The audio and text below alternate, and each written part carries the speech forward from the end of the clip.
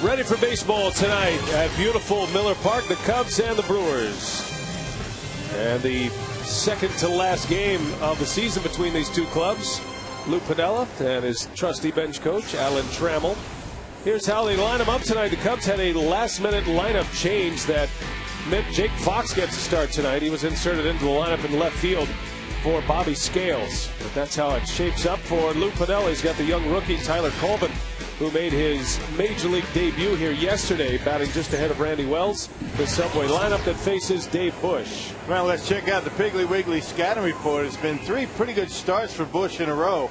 Matter of fact, he's won 2 straight, including a win against the Cubs at Wrigley Field. You know, he talked about his routine being disrupted. He's very much of a routine-oriented guy, and you got to wonder how that whirlwind week is going to affect him here tonight. His curveball, his cutter, tremendous pitches his last 3 times out.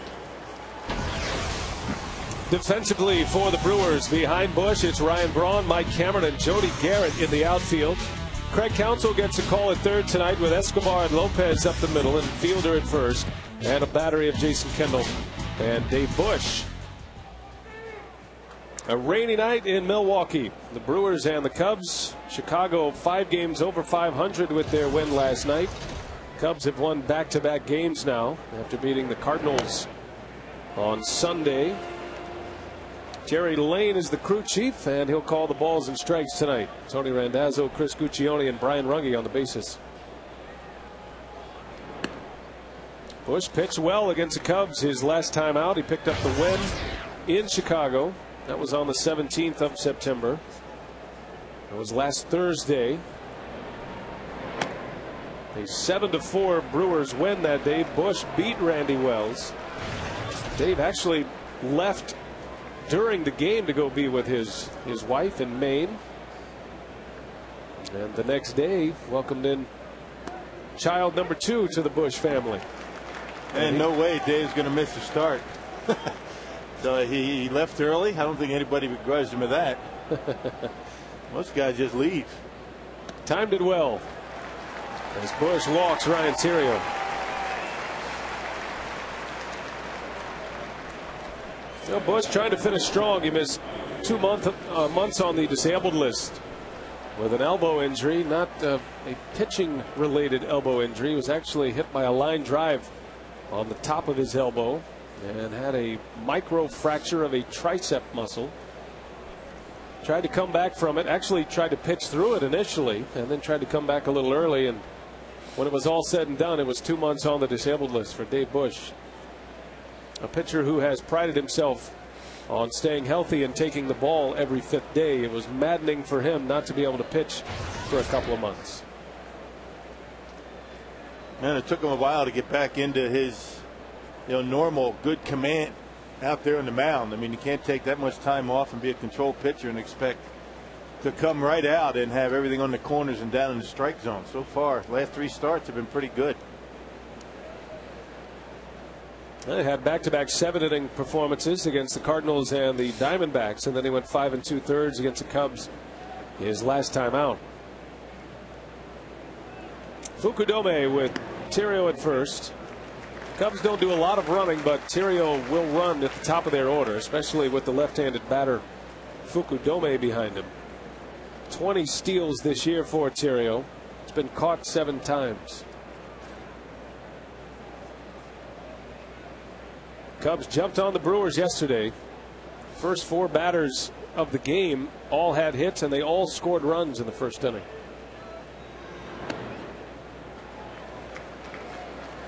Yeah, not too many of those base hits were hit all that hard. A couple of seeing eye base hits and a misplay in the outfield.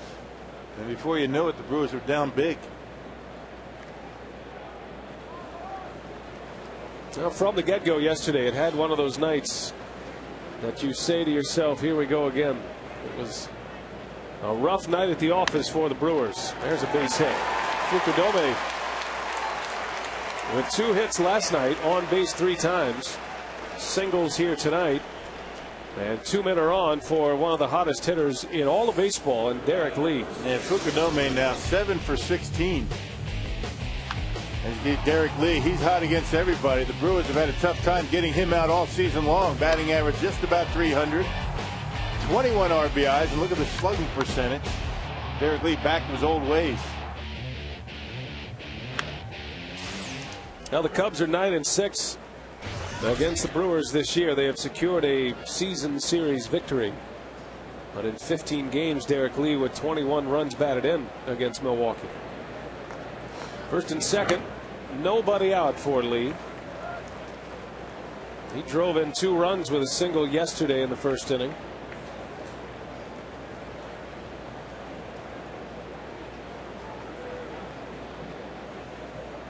Derek Lee back over the 100 RBI plateau again this year.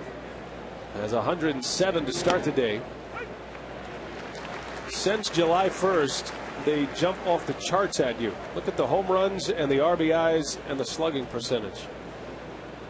Batting average isn't bad either. Tops in baseball since July 1st. And it's tough to pitch around it because Aramis Ramirez is back in the lineup. That one's well hit to left. And Braun can't get it. Terrio will score. Fukudome will be held up. Derek Lee into second with an RBI double. 1-0 Cubs. And one of the reasons why Derek Lee got off to a bit of a slow start was because Aramis Ramirez was on the disabled list and not a whole lot of protection for Derek Lee in the lineup. And now pitchers are forced to pitch to him because Ramirez is a big run producer as well. A hanging curveball that time by Bush, and one hops out of the ballpark. Well, first inning problems once again for the Brewers. Hard to believe Lee had just 39 runs batted in at the end of June. And here he is now with 108. 2 on, nobody out. A run is in. And here's Ramirez. One of the big reasons in my mind. And you pitch around Derek Lee, and this guy here's got 61 RBIs, and he was out quite a bit. And look at his batting average. And there's a reason why the Cubs are down near the bottom, or the bottom half in offense in the National League, because Ramirez was out a lot.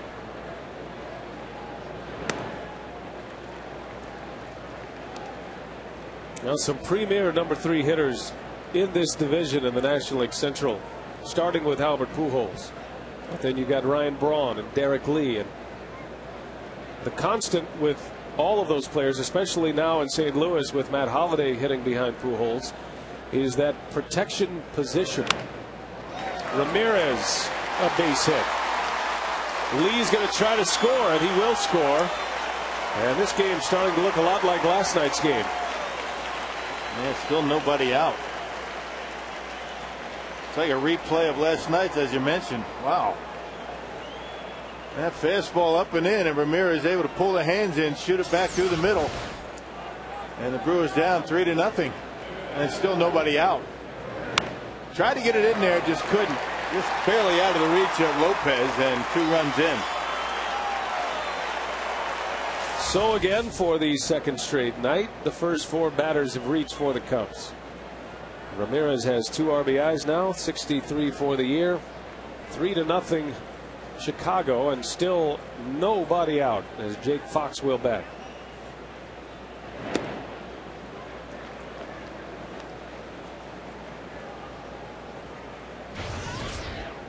Fox, a late entry into the starting lineup tonight. Bobby Scales originally in left field. Just announced about 30 minutes prior to the first pitch. Fox hits one deep to left. Ryan Braun at the track. First out. Well, we saw it last night. In the first, Derek Lee drove in a pair against Braden Looper. That put the Cubs on the board. Then Ramirez had a hit. And then Jeff Baker drove in a run. And then Tyler Colvin in his first major league at bat, a sacrifice fly at an RBI. And when it was all said and done, 4 runs on 5 hits before the Brewers even got a chance to swing the bat. If you have any chance of keeping the Cubs off the board, you need to get the number 1 and 2 hitters out. When those guys get on, big trouble. And you have to throw strikes to Derek Lee and Aramis Ramirez.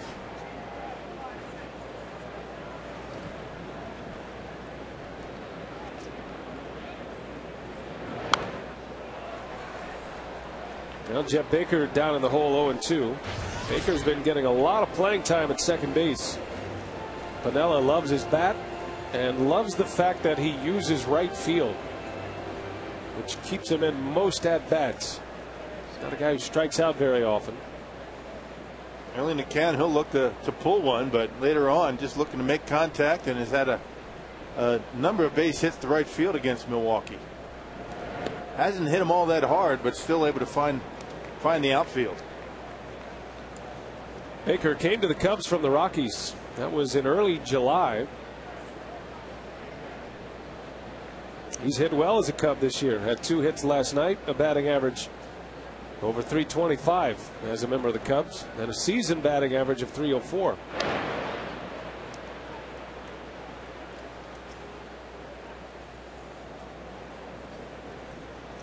Wasn't playing much for Colorado. Had some injuries to start the year. Spent most of the season on the disabled list when he was with the Colorado Rockies. Chases one that time. So Bush strikes out Baker on the big curveball. 2 gone. Well, they made the mistake on the curveball to Derek Lee. He was able to hit the double, but that pitch well located down the strike zone with 2 strikes. Hitter's going to be a little bit more aggressive, and he swings right through it.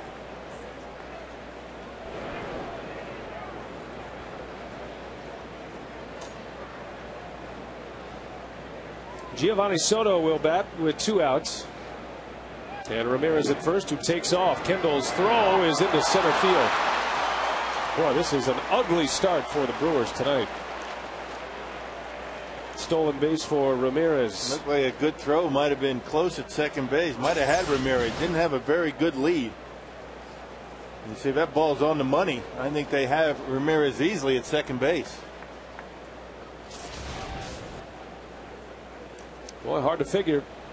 Brewers going along well until yesterday. They had won 5 in a row. They had won 8 of 10.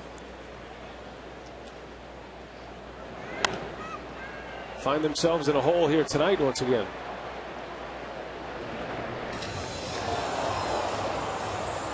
And we talk about momentum and how you can maintain momentum from one game to the other. And it all starts with that starting pitcher goes out there on the mound. I mean, you can't go back-to-back nights being down 4-0 and 3-0. And for about 2 weeks, the Brewers starting pitching has been very good.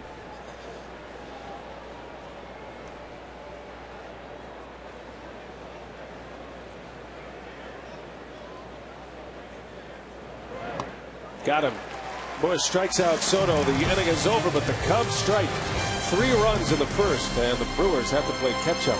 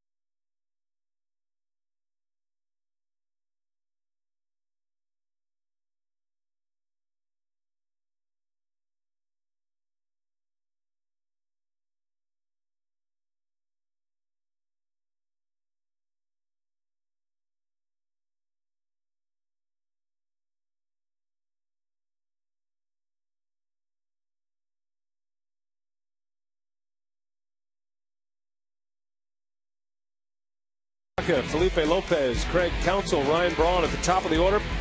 Prince Fielder, Mike Cameron, and Jody Garrett in the middle, with Jason Kendall, Alcides Escobar, and Dave Bush rounding it out. Well, the Piggly Wiggly scouting report on Randy Wells started out pretty well, but you wondered, has he hit the wall? He's lost 4 of his last 5 starts. 2 bad ones in a row against Cincinnati and the Brewers. He's been pretty good on the road this year. A 2.57 ERA, but a 4-4 record. And what we saw from him in Chicago, a very good changeup to go along with a pretty good fastball. Against the Brewers, Wells gave up 5 runs in 4 innings. He walked 5 in that game at Wrigley Field. Last Thursday, the Brewers won it behind Dave Bush. Felipe Lopez leads off. He'll be followed by Counsell, then Braun. Terrio makes a play for out number 1. Defensively behind Wells for the Cubs, it's Jake Fox in left, Tyler Colvin in center, Fukudome in right. Ramirez, Terrio, Baker, and Lee around the horn. And a battery of Gio Soto and Randy Wells. Soto, the Rookie of the Year last year. Randy Wells has a chance to win the Rookie of the Year this year. He is among the top candidates. Well, stretch run hasn't been very good for Randy Wells, as we talked about on the Pig. Been a rough stretch for him. Wells has given up 10 earned runs in his last 7 2/3 innings.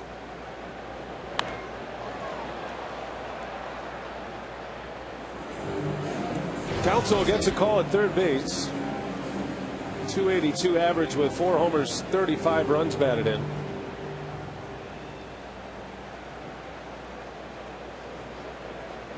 Maka going with a left-handed batter against Wells, and not Matt Gamble at third base. Nice play by Wells. Counsell retired. 2 up, 2 down. We talked to Ken Maka about his lineup and Matt Gamble. He said, you know, Counsell deserves the playing time. Counsell has been a terrific player all year, and he's earned his spot to play. And because of the shortstop scenario with Alcides Escobar and J.J. Hardy, those 2 splitting time, Counsell's had a hard time finding his way into the lineup. Man, you get an opportunity to get him in there, you got to do it. And you certainly don't hurt yourself too much defensively with Counsell at third. When you have a pitcher out there like Bush who pitches to contact, you need to be able to have some guys out there that are pretty good glove men. Matt Gamble's still working on that side of the game. Here's Braun with 2 outs, and he hits one into left. Got jammed a little bit, and it's an easy out. 3 up, 3 down for Wells. We head to the second. 3-0 Cubs.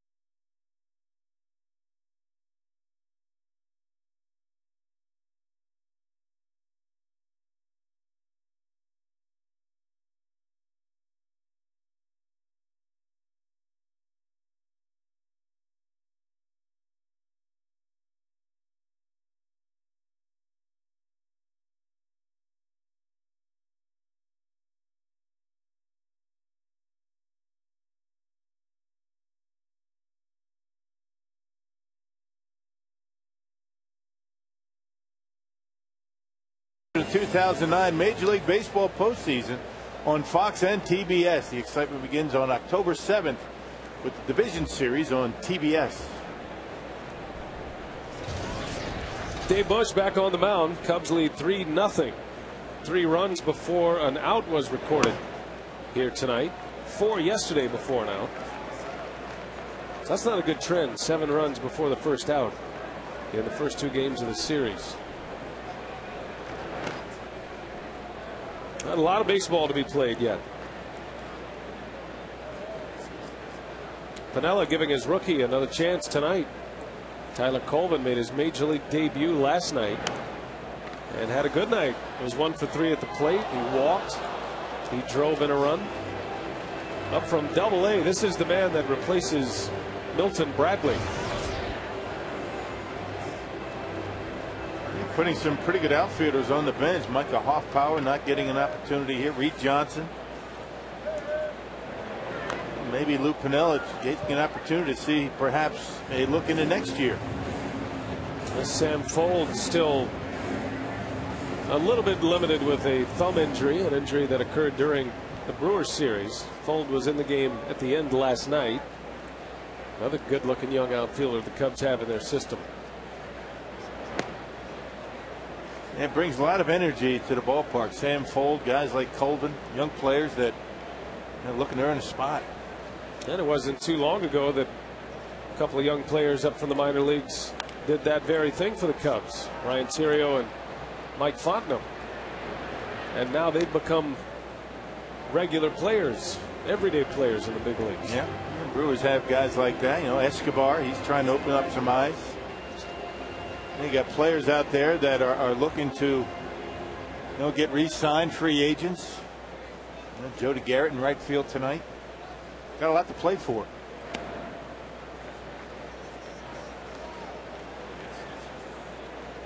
All he's done lately is gone 7 for 10. He's been a hot hitter, including a grand slam against the Cubs at Wrigley.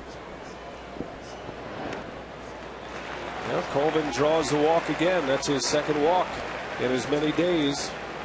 Leads us to our Carsoup.com email the booth question. Joe from Appleton wants to know, what is Dave Bush's contract status with the Brewers? He is in arbitration, and that can be 3 or 4 innings of conversation about arbitration, but basically he's the Brewers' property. Yep, year to year.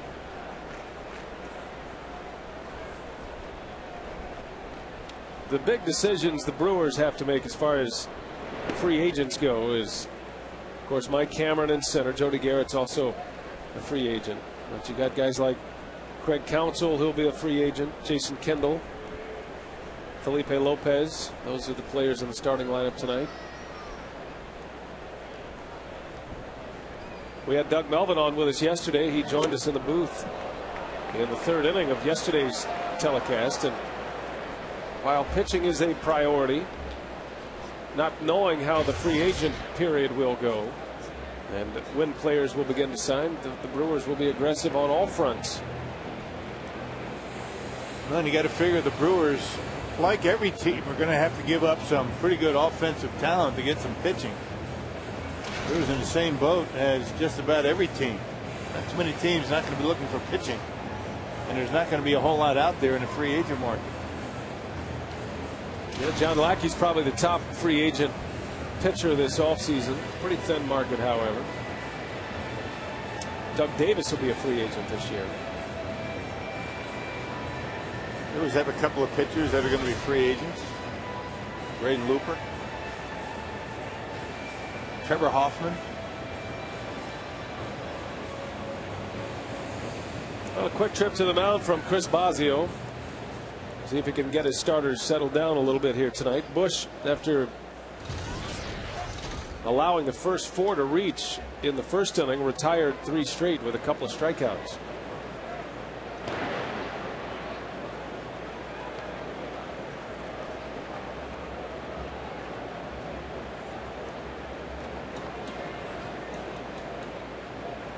Randy Wells came up as a catcher in the Cubs organization. Up there to try to bunt, and Bush struggling to throw him a strike. It's 3-0. This is a completely different pitcher than he's been his last 3 starts. You know, there are certain guys that, you know, have a routine, but they could be a little bit flexible on it. Dave Bush very inflexible on his between start routine, and it has been very much disrupted. Not that that's an excuse, but it could very well be a reason why he's having a tough time out there.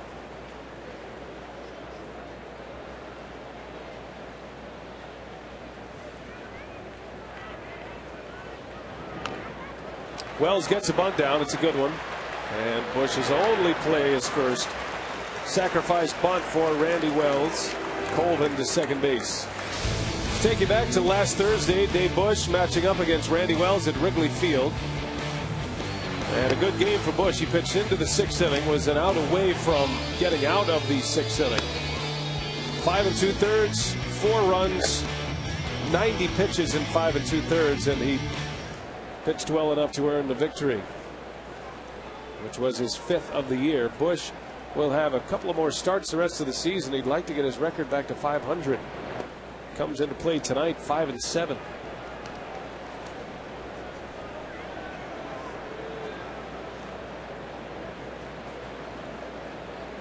No, oddly enough, you know, Dave Bush's wife, Carrie, is one of the people that is involved in his routine. It's not uncommon on the Brewers' off day, and Dave Bush is scheduled to pitch the next day. He'll be out in the outfield at Miller Park all by himself. Now, I've been out here to watch this. Dave Bush and his wife will be throwing long toss in right field. She's got a good arm. She can't do that right now. She'll be off the DL pretty soon, though. She'll be back on her feet.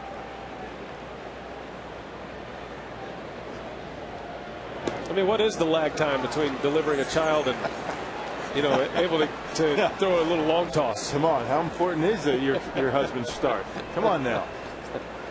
A couple days maybe. I'll tell you, she can whip it pretty good. Yeah. I mean, from the foul line all the way to center field on a hop. Pretty good arm. Terrio walks, second walk issued by Bush in this inning. And the 3rd overall. First and second with 1 out for Fukudome. Mike Burns starting to loosen up a little bit just in case. And it's about the time for the long relievers to start getting up and moving around a little bit. They can anticipate, you know, trouble for that starting pitcher, waiting for a phone call.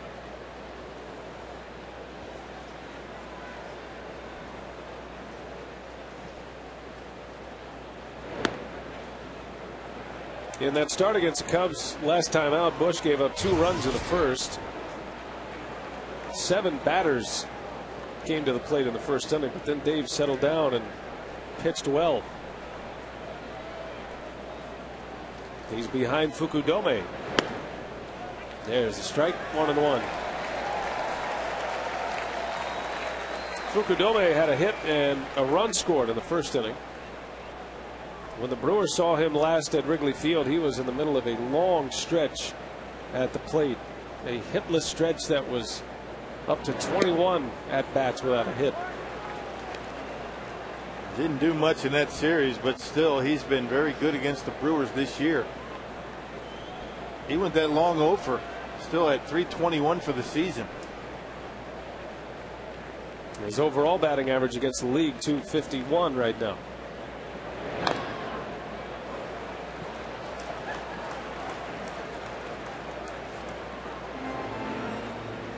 It's been a long year for Fukudome.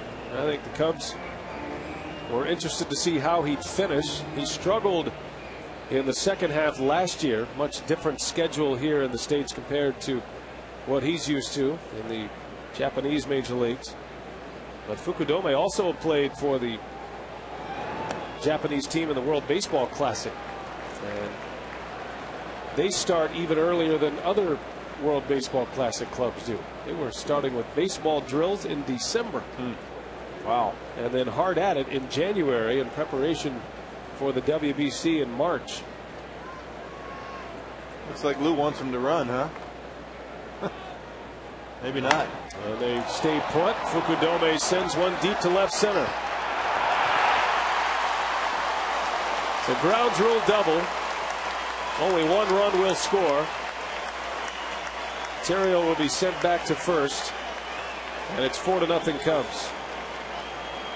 And loose hand. See, you should have sent them, Mike Quaddy. It looked like he was trying to get somebody's attention for the runners to go, but apparently not.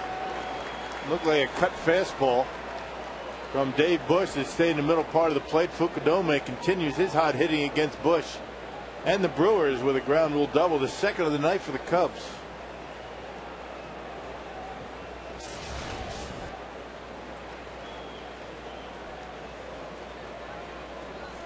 Second and third with one out.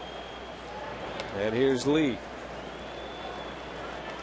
And still the Brewers not willing to pitch around Derek Lee because of Aramis Ramirez. You wonder why he's got all those RBIs?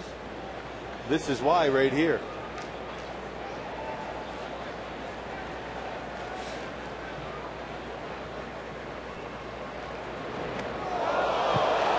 Back to the screen. And another run scores. Ball gets away. Here comes Fukudome. And he'll score. Oh, man.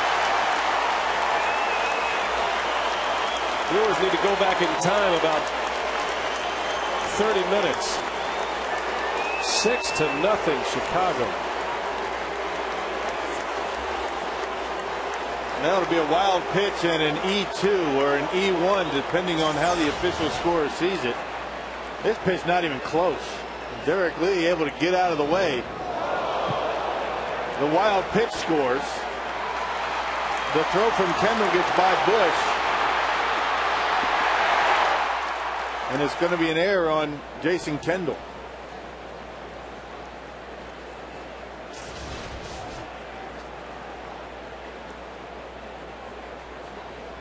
Well, not much to add to that last play.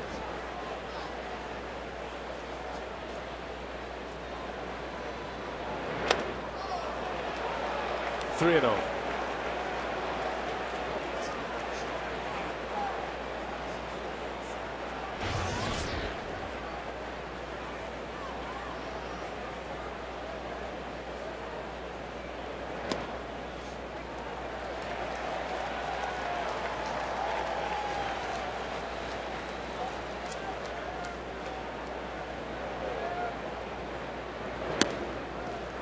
And another walk. And Dave Bush.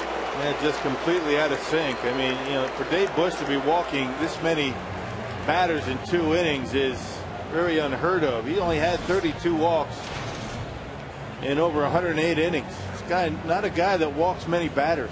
Not a nibbler by any stretch. You can't accuse him of trying to, hit the corners all the time. If anything, gets too much of the plate even when he doesn't have to.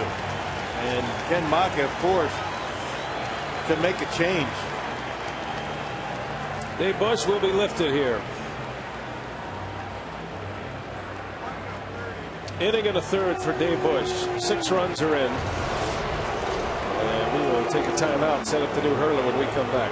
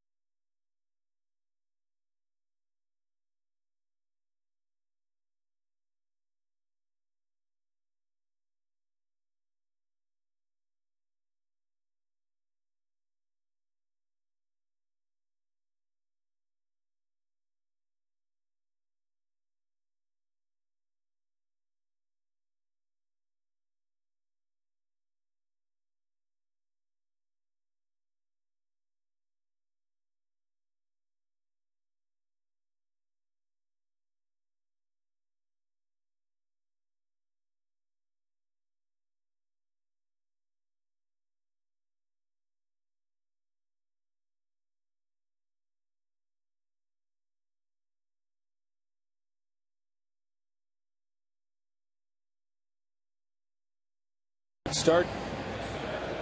And the whirlwind week continues. Disappointing outing for Dave Bush. You feel bad for him. Chris Smith will take over. He'll try to restore some order. And he inherits a base runner at first base. That's Derek Lee. 1 out. And Aramis Ramirez, the batter. And Smitty's been pretty good. His last time out, he sucked up 2 innings in a Brewers win. That against the Astros.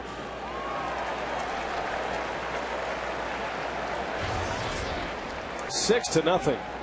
Cubs led 7-0 after the second inning yesterday.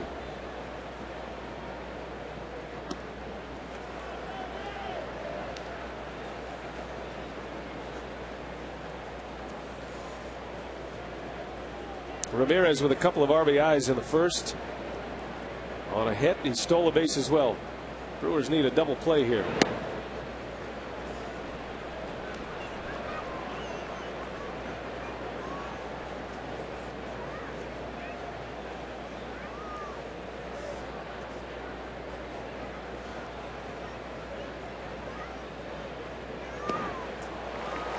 Good pitch. 2-2.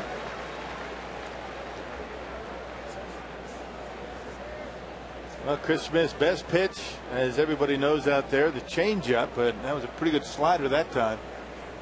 Locates his fastball pretty well. His best pitch, the changeup.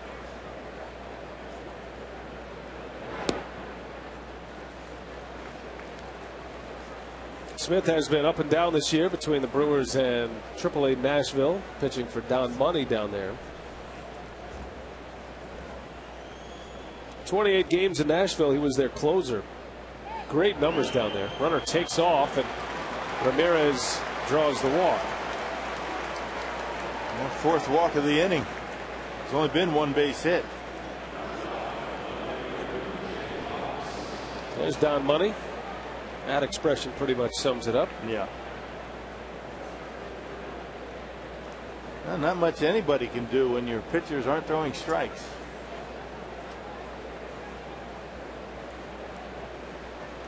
Two on for Jake Fox.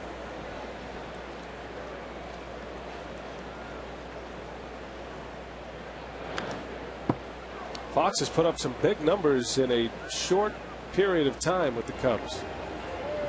74 games. He has 11 homers and 41 RBIs. In 190 at bats. That's pretty good.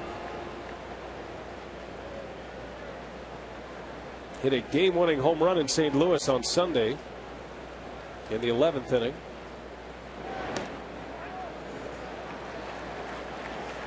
I remember one of those RBIs very well at Wrigley Field. The bases loaded walk. The walk-off walk.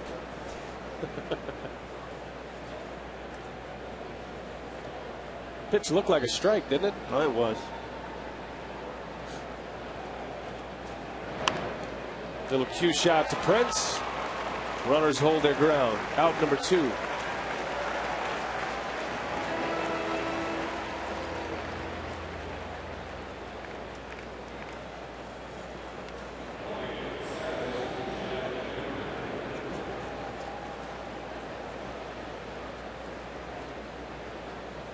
I was going to say thank goodness for the roof, but tonight might have been a night when the rains can go ahead and come on in. That's uncanny. I was thinking the same thing. Good shot of the roof. Maybe they should have let it rain.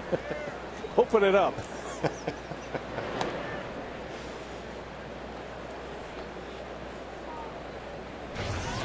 think the Brewers have some big offense in them tonight. I think so. Good news is you got 8 at-bats to mount the comeback. Brewers do have a tarp, by the way. At least a tarp cover. I'm not sure if there's an actual tarp under it. I've never seen it unrolled, but it's here just in case. This might be a couple of racing sausages extras out there. Cover them up just in case you need them. Never seen it out. I guess you have to have it just in case the roof doesn't work.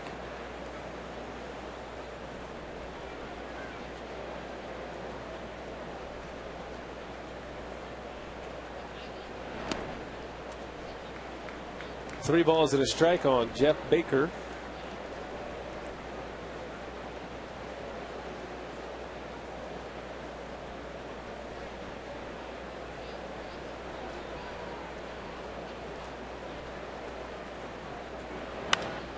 Popped him up. Lopez in shallow right makes a call and the catch. The inning is over. The Cubs get 3. They lead 6-0.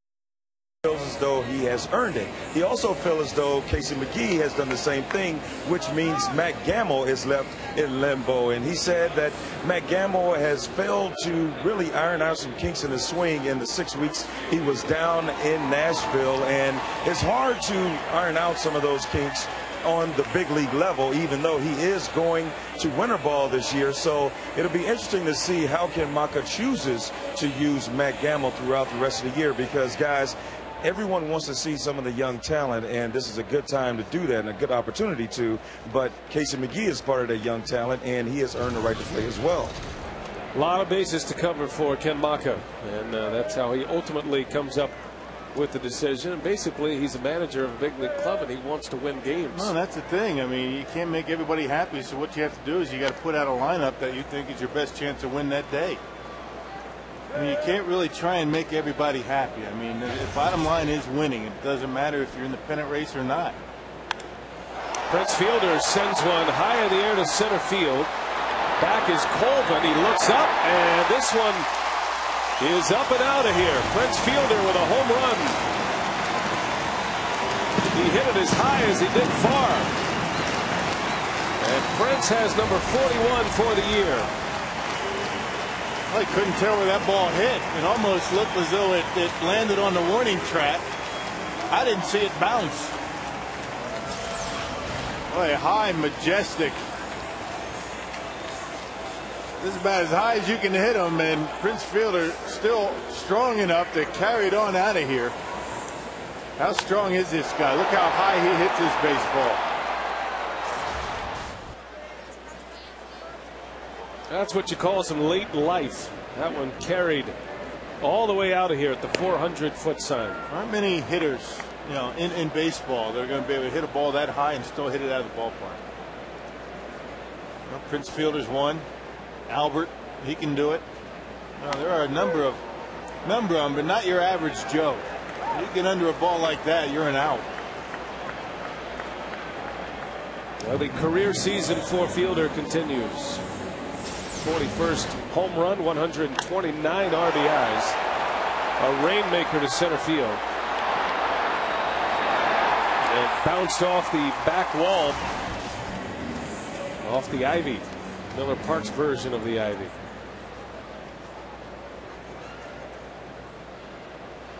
Doesn't matter what the score is, that guy just continues to put the same at bat on you every night. It's been a treat to watch him this year. A fielder back on top in the Major League RBI race with 129 ribbies now. He and Pujols were tied to start the day. You know what I like best about Prince? You know, all the home runs, all the RBIs, the way he leads his club, but when he hits a ground ball, he runs to first like a rookie. Yep. I mean, he runs as hard as he can.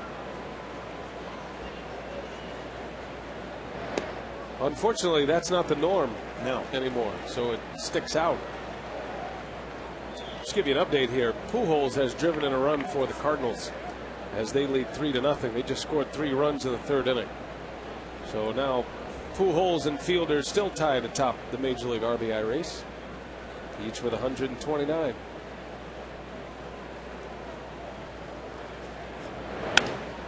Jody Garrett right off the end of the bat, a base hit. That is his 6th hit on the homestand. He is 6 for 8 at the plate on this homestand. And 8 for his last 11. And you go back to Chicago.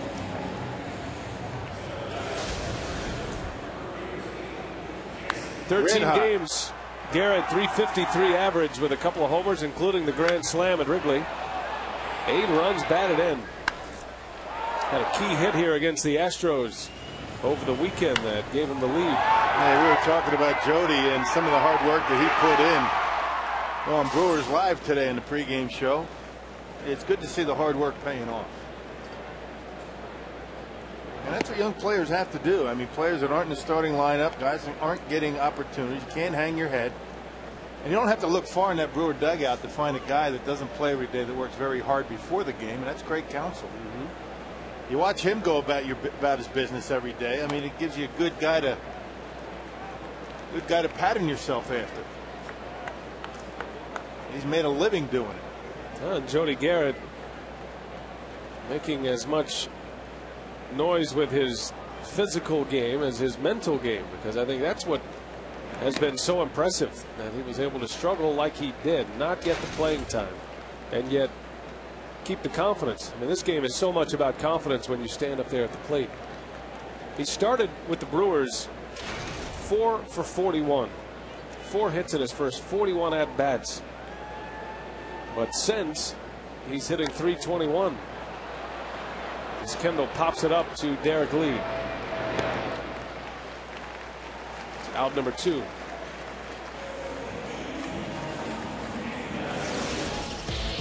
So these are the numbers we're talking about here. The first 61 games, Garrett with a .200 batting average, a couple of home runs, 11 RBIs, but then look what he's done in his last 13. And he had daily skull sessions with Dale Swaim, asking him what he needs to do to make himself a better hitter and stay ready. Remember early in his time with the Brewers, when he first came over, a lot of first pitch outs coming off the bench, pop-ups, weak ground balls, and you know, Dale was trying to get him to be a little bit more patient, but that's a very difficult thing to do when you're a young player and you want to get out there and get hits. Have a tendency you want to jump out at the first pitch that you see. And then Ken Maka about a month ago gave him a start. He started to see the ball a little bit better, and they're starting to put together a pretty good finish to a season.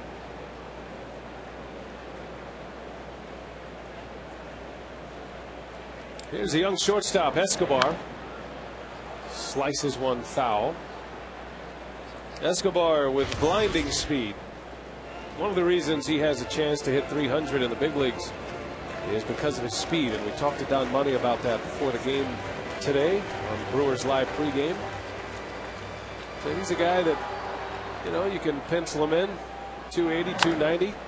How about that piece of hitting right there? Garrett able to avoid the baseball. Escobar singles to right. Boy, that is beautiful. Now, you can say all you want about a nice sacrifice bunt or whatever. I think a well-executed hit and run is one of the nicest plays in baseball. Jody Garrett on the move. Don't think it's a hit and run. I think just Escobar swung at the baseball on a stolen base. And he slices it into right field. Good job of recognizing where the baseball was by Jody Garrett. And then realized that I better not go to third base. I'll get thrown out. But a good piece of hitting by Escobar. That's the Brewers want him to do. They want him to hit the ball on the ground and use his speed. Here's Chris Smith. Smith into the game for Dave Bush to finish the second inning, and now he gets an at bat. Something he has not done a lot of in his professional baseball career. No batting gloves, though. I like that. Either he doesn't have any or he prefers not to wear them. I think if he wanted to think about it, he'd prefer to wear them. But I think you're right, he doesn't have any. He does have one major league at bat that came earlier this year, and he walked. 2 plate appearances. I think we can count on one hand the number of successful hit and runs that we've seen all season, not just by the Brewers, by even the opposition this year. You just don't see that play very often. A lost art.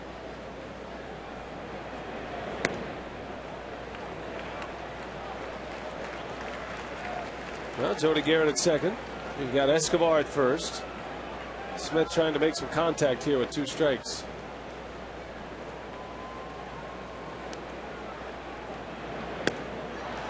Down he goes. Brewers strand a pair, but they get a run. Prince Fielder continues his dream season here in Milwaukee. Home run number 41 for Fielder. And the Brewers are on the board.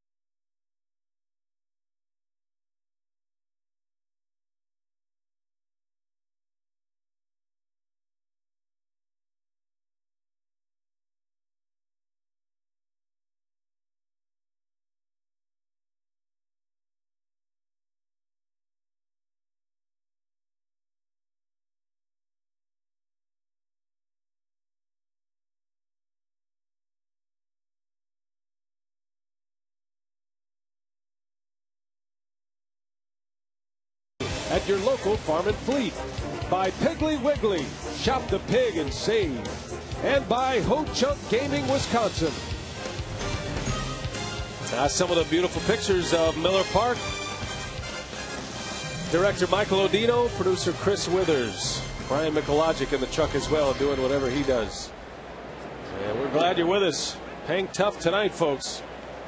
This is a separator tonight. Those who are in and those who are out. 6-1. The Brewers trail. Fielder with a home run. His 41st of the year. See if the Brewers can put some runs on the board. Chris Smith with out number 1 against Giovanni Soto. What do you have over there, Rock? Now let's see. Well, fans for just $36 get 1 Lowe's infield ticket to the Brewers game on Thursday, September 24th. That's this coming Thursday. And a $25 Potawatomi Bingo Casino Restaurant gift card. You have to be 21 or older to dine in the restaurants. For details, call 414-902-4000 or go to brewers.com/Potawatomi. 1 gone here in the 3rd, and it's Tyler Colvin, young center fielder, takes a strike. See, he doesn't care what the score is. He's just happy to be here. Got a candy bar going. Dad's getting them all sugared up.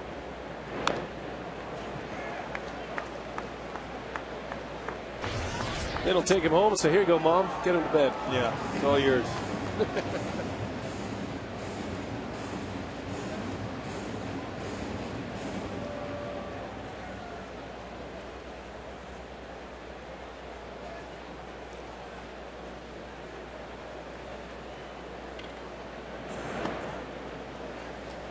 Ball and 2 strikes on Colvin. He walked and scored in the second. Short night for Dave Bush tonight. Brewers starter goes an inning and a third.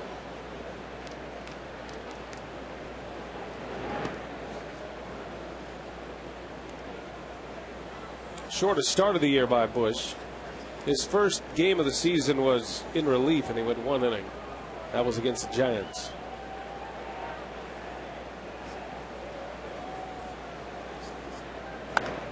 Colvin turns on one, fouled.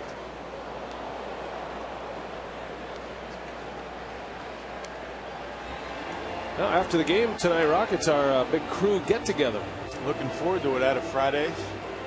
Fridays always provides us with the space once a year, and we appreciate that. Get all the gang together. Hard-working group. Smith with a strikeout. I want to remind you that Saturday afternoons were made for baseball, and this week Fox brings you the National Game of the Week as the Red Sox take on the Yankees. That division's not a done deal either. Or you'll see the Cubs and the Giants. Fox Saturday Baseball this week at 3 p.m. Central, only on Fox. Seems like the Red Sox and Yankees have played 50 times this year. Well, there are those around baseball that wouldn't mind it that way. But the Yankees, to start the day, have a 5-game lead on Boston. So while it looks like the Yankees and the Red Sox are both headed to the postseason, Boston leads the wild card race by 7 games over Texas. I think Boston would love nothing more than to catch the Yankees and win the division. Not much time left. Game 151 for the Brewers. 11 games left after tonight.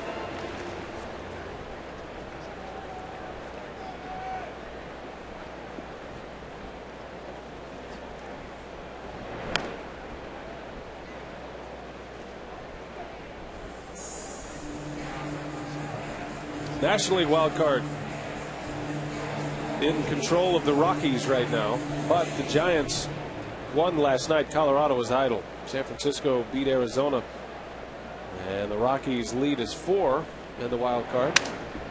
Broken bat from Wells. Escobar on a hop. Side retired. Nicely done. Chris Smith. 1, 2, 3. Top of the order coming up.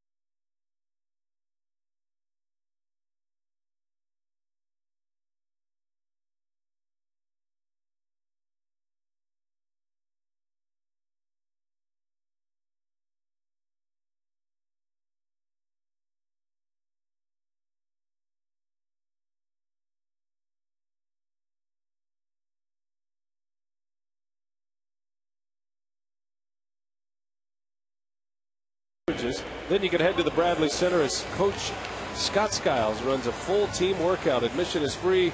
Visit Bucks.com for details. Well, earlier today, Manny Parra seeing throwing the baseball, and Manny Parra is going to get back into the starting rotation. He'll pitch on Friday for the Brewers. Parra excited about that chance. There was some talk that Parra was going to be shut down for the year. It was getting to that point where if he didn't return soon, they were going to have to do that. But he's back and ready to go on Friday. Good for him. Man, it's a surprise. It's been a long time since he's been out on the mound. Man, that stiff neck. Not really able to keep his arm strong. We'll see how he makes out on Friday. Be nice to have him back out on the mound. That'll be game 2 of that Phillies series. The world champs coming to town Thursday night.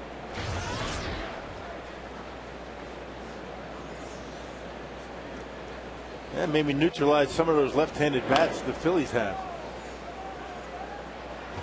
Chase Utley, Ryan Howard. Get Victorino on the right side of the plate. Pretty good offense, the Phillies.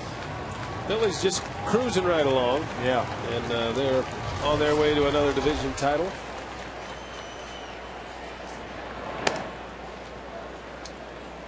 Well, you can talk about Matt Holliday with the Cardinals as the big pickup, but I tell you what, Cliff Lee going to the Phillies, that could pay huge dividends in the postseason for Philadelphia.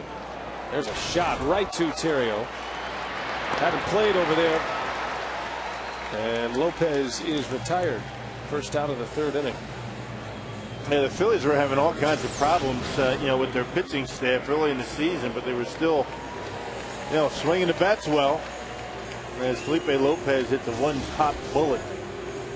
They were next to last in earned run average for the longest time, and all of a sudden things started to turn around for them. They're about middle of the pack now. Phillies are in the middle of a doubleheader today with the Marlins. But Philadelphia at 87 and 61. An 8-game lead in their division. Something to be said about a team that has done it before. And the Phillies are headed back to the postseason, which will be their 3rd consecutive. Brewers are going to see Pedro Martinez on Saturday. How about him? 5-1. ERA at 3.32. That's a nice pickup.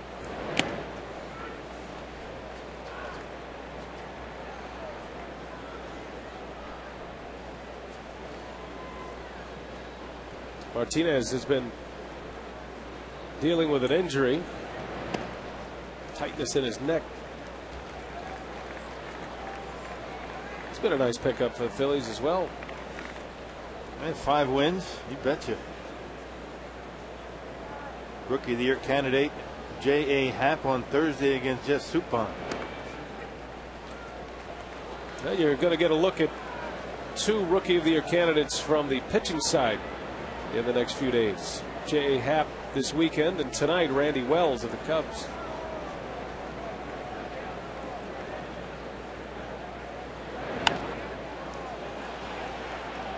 Tommy Hanson is the other on that list.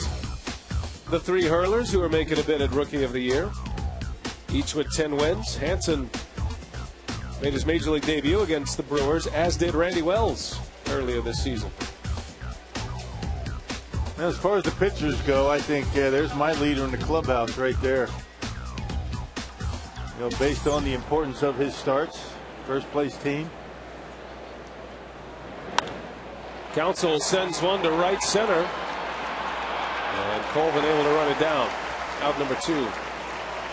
Well, Randy Wells made his first career major league start right here at Miller Park back in May.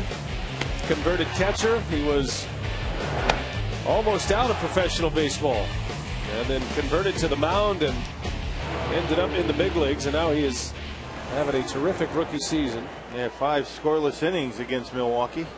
It was back on the 8th of May. Cubs lost that game. Randy Wells made no decision in that one. I thought he could have gone longer in that game. Piniella certainly didn't know what he had at that point. It's a foul ball. called early by Brian Runge. But J.A. Happ, given the importance of his starts, the Phillies in first place, and to have an earned run average like he has in that ballpark, that's something special. That is maybe one of the best hitting ballparks in all of baseball, let alone the National League. And J.A. Happ was the one piece of the puzzle that probably led to the Phillies picking up Cliff Lee, because the Blue Jays weren't going to budge with Roy Halladay unless they got Happ, and the Phillies stuck with Happ and then ultimately picked up Lee from the Indians. The Cleveland Indians in back-to-back years trading the Cy Young Award winner Sabathia and Lee.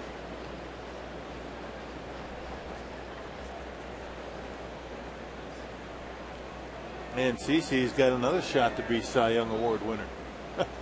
Pretty good season he's putting together.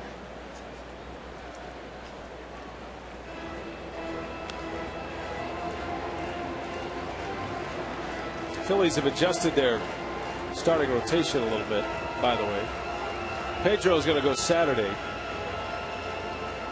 And J.A. Happ, who's been sidelined with a rib injury, will start Thursday.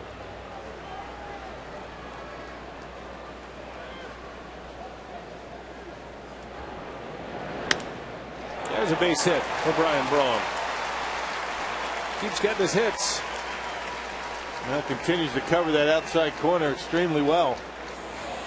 That pitch looked like it was out away from Ryan down in the strike zone, but that big long bat able to get the sweet spot on it. Not a bad pitch. I mean, down and away. Ryan Braun, he likes it out there, covers that outside corner extremely well and bangs it right back through the middle. Braun among league leaders in batting to start the day. Started at .313 today, in the top 5 in hitting. That was about as good a pitch as you can make. I mean, that fastball on the outside corner, below the knees, base hit. Brent, his last time up, a towering, majestic home run, his 41st of the year. Seemed like it was as high as it was far, and when it left the bat, it looked like maybe a little too high to go out, but fielder put the backspin on it, and it ended up over the center field wall for his 41st, RBI number 129. Fielder's batting average is .299 currently.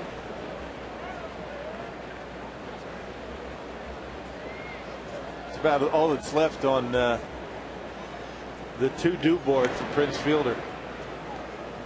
It's a big to-do for Fielder. He has made it a stated goal that he wants to hit 300 and thinks he should hit 300 in the big leagues.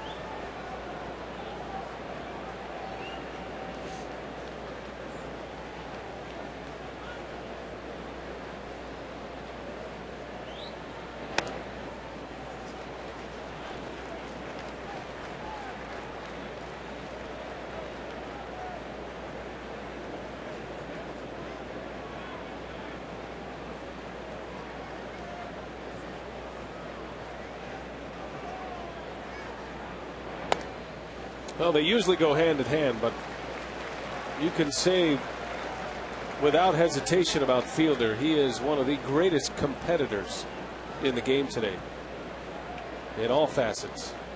He wants to be great at everything he does in baseball, whether it's power or average, plate discipline, defensively.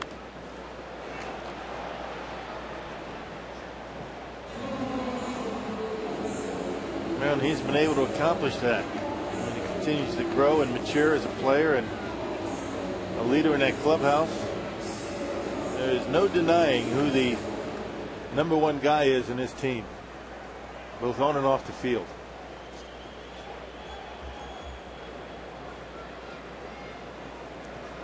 And that's a lot to ask for a kid his age. 25 years of age.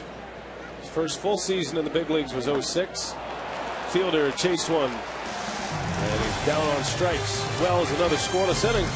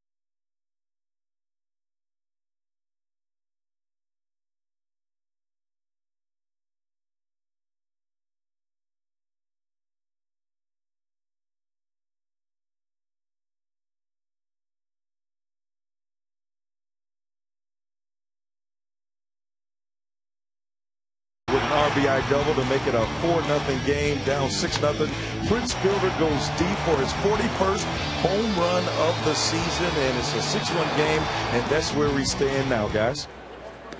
Okay, Telly, thanks. Cubs coming up in the 4th inning.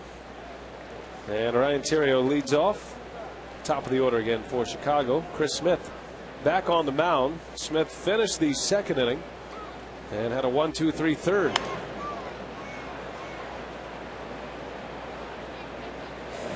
Nice quick 3rd inning for Smith. Smith made his major league debut last year with Boston. That Red Sox system. Back in the big leagues with the Brewers this year.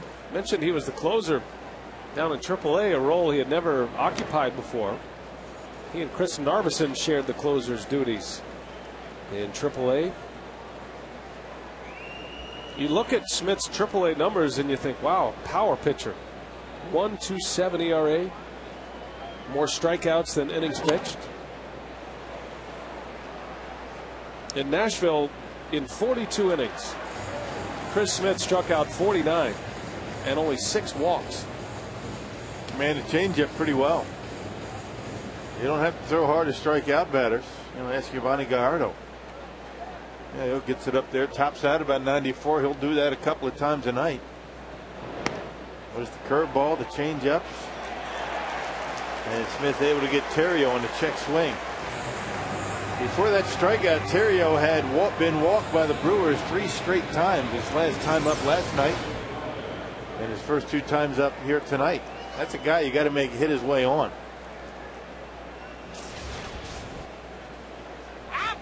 Aflac trivia tonight.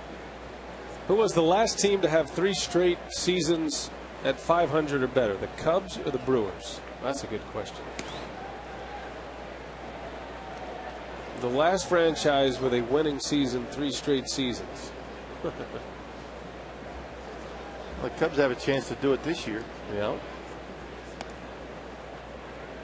Cubs are 5 over. Brewers are 2 under to start the day.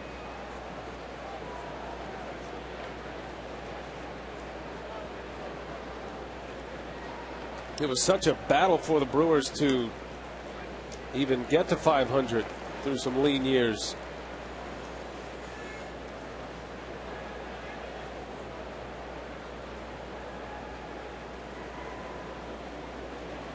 No doubt they want to do it this year. It's not exactly the grand prize, but it's something worth shooting for. You always want to finish a season with a winning season, no matter where you end up in the standings.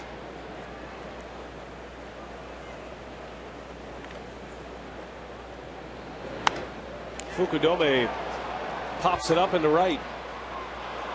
And that's going to be Cameron to make the catch. 2 up, 2 down. I was looking at Smith's numbers. This is his 2nd tour in Milwaukee.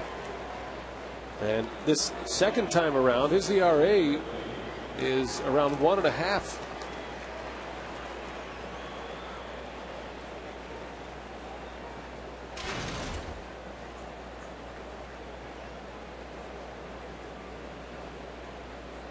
There's 3 kinds of pitchers in the big leagues. There's the above bat speed, and below bat speed. Right. You don't want to be at bat speed.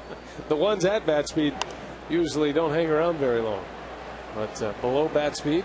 Below bat speed better be below bat speed and down in zone speed and on corners. If you're above bat speed, you could be a little bit less accurate with your pitches. You might need to explain that, the bat speed scenario. Trevor Hoffman would be a guy below bat speed. As Lee sends one to right. That one's well hit. Garrett at the wall, and it's another home run for Derek Lee. My goodness, this guy has been a Brewer killer. He is having some kind of series. 4 RBIs yesterday on 3 hits and a homer. 2 for 2 today with a home run and 2 runs batted in. And check out the pitch. Not a bad pitch. It's almost at the corner. Yeah, mid-thigh high, but look at Derek Lee going right with it, not trying to pull it. And a line drive out of here to right. Good piece of hitting. What are you going to do? Pitcher is fairly well located. Derek Lee with his 35th home run of the year. Most hitters have a bat speed, anywhere they can handle fastballs with at a speed about 89 to 92. I mean, on average, as you take a look at Derek Lee this year, it just continues to get more obnoxious if you're a Brewers fan. 15 for 46, 6 homers, 23 RBIs. Seen enough of him.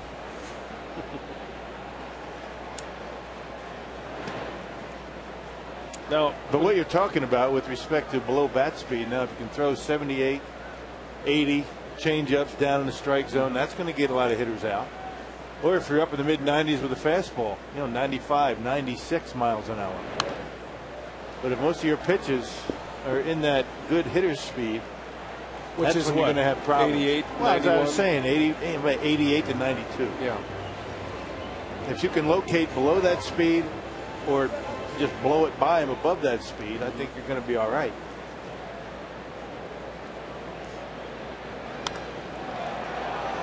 A little pop up to left, and the side retired. Derek Lee homers, and the Cubs up 7-1.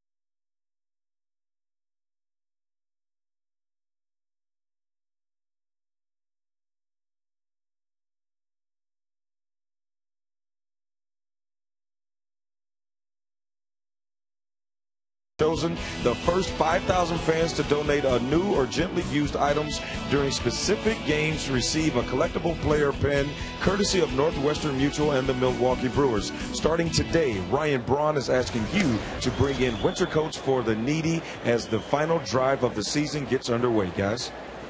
Okay, Telly, thanks. That's a great cause. Hope you'll plan to participate.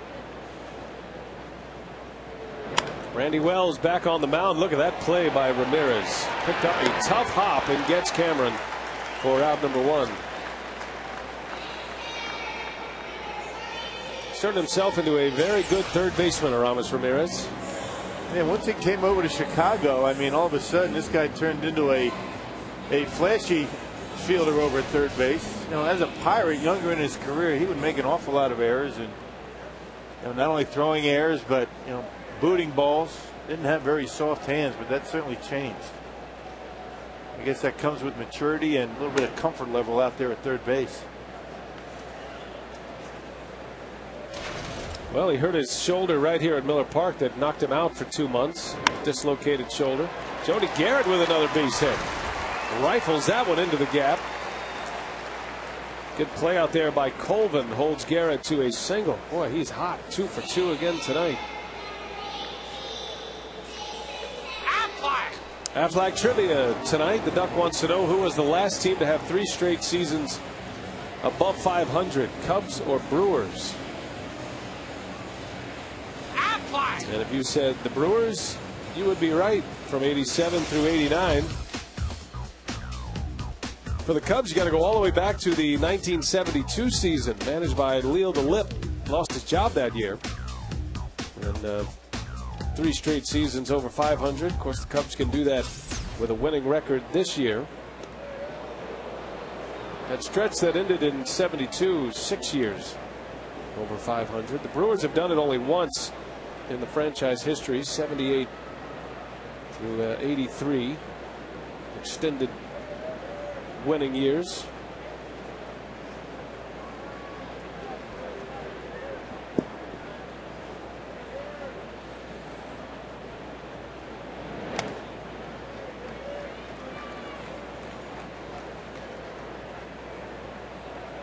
Jason Kendall with 1 away here. 2-0 is a count.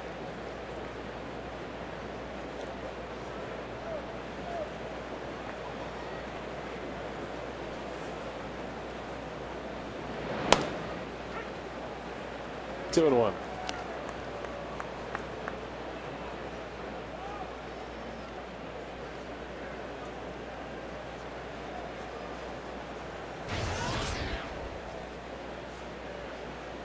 Kendall, the former Cub, traded from Oakland to Chicago 2 years ago before his free agent year. And 2 outs for Wells.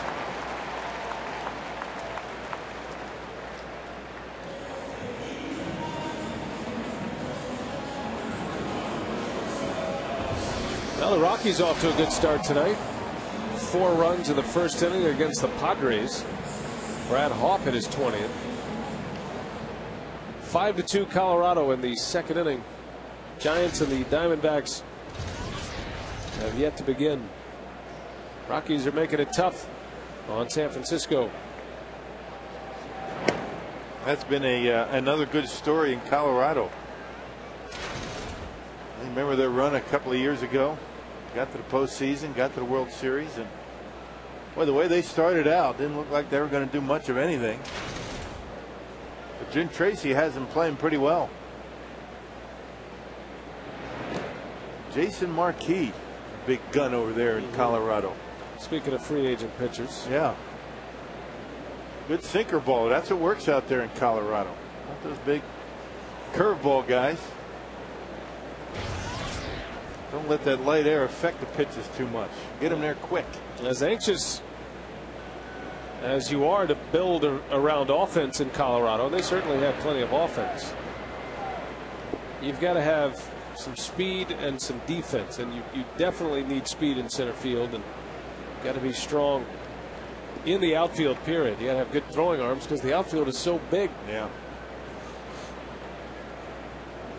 Well, the Rockies were under 500 when they were here at Miller Park. They showed up, however. Jim Tracy had just taken over, and Colorado had won 5 straight. Next thing you know, they swept the Brewers. Colorado was 7 games under 500 when they were in Milwaukee in early June. And now look at them. They are on the doorstep of a postseason.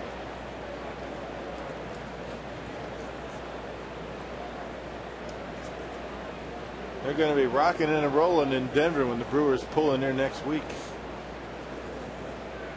It's possible that the Rockies could clinch by then. They'd have to get on a big winning streak, and the Giants would have to lose a lot here in the coming weeks.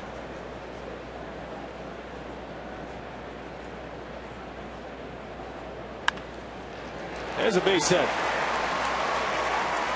Alcides Escobar with his second hit.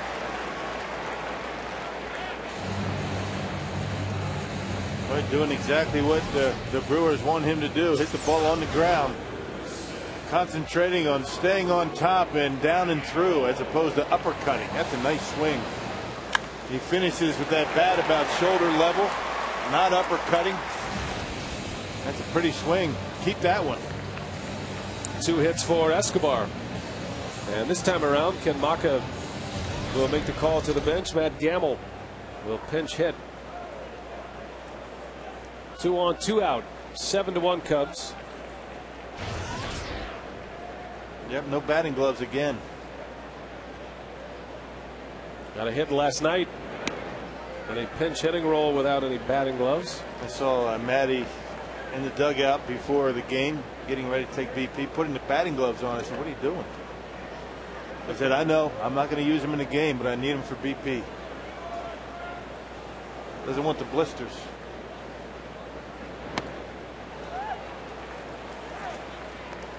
You can get away with no batting gloves, I always felt, until you got jammed, you know, and then you get jammed. Now, and then those batting gloves start seeming like a good idea. Yeah, well, cold weather, too. Cold weather.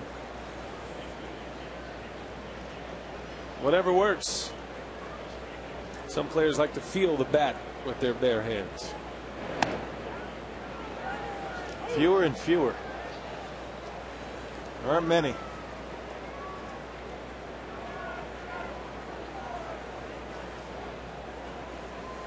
You know how we were talking about Hunter Pence? He used one batting glove? Yeah.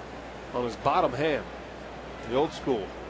So I was watching some footage of Pete Rose in the 1980 playoffs. He had a batting glove on his top hand as Gamble takes a called strike 3. Inning over, Wells strands a pair.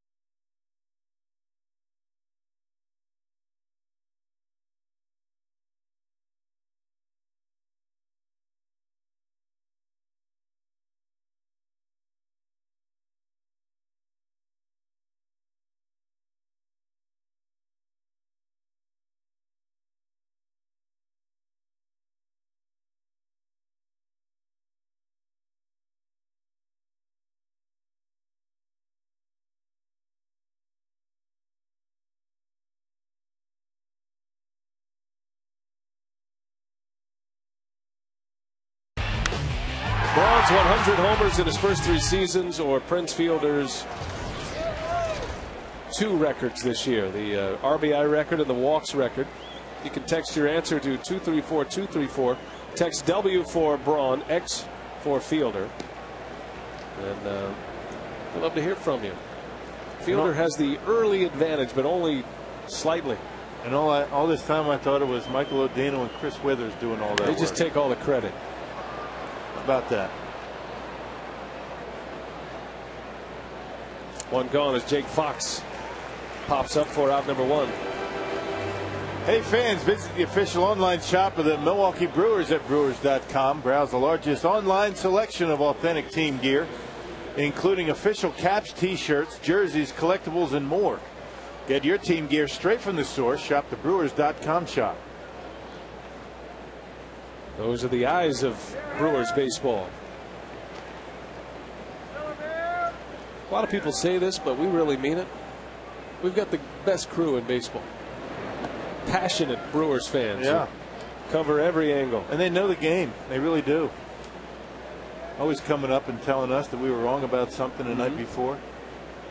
They can take a good criticism if they're right, which they are most of the time. That's right. They've seen as much baseball as we have. Almost. That guy's seen more baseball than just about anybody. It's Alexander Cartwright, isn't it? No. Kenny Rogers. Oh, Woody. In his familiar post. Mike Burns takes over for Chris Smith.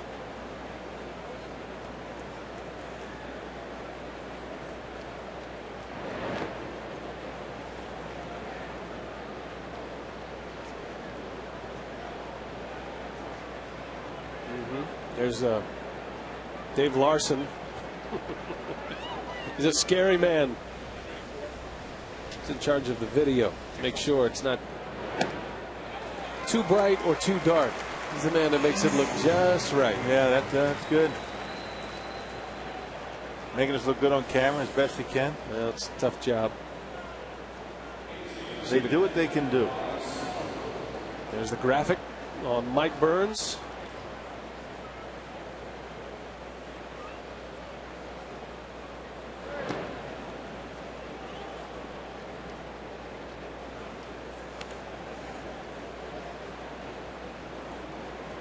Hard-working men and women every day here at Miller Park, covering the Brewers and our extended family. Nice inning for Mike Burns. There's the Fox box as we go to break.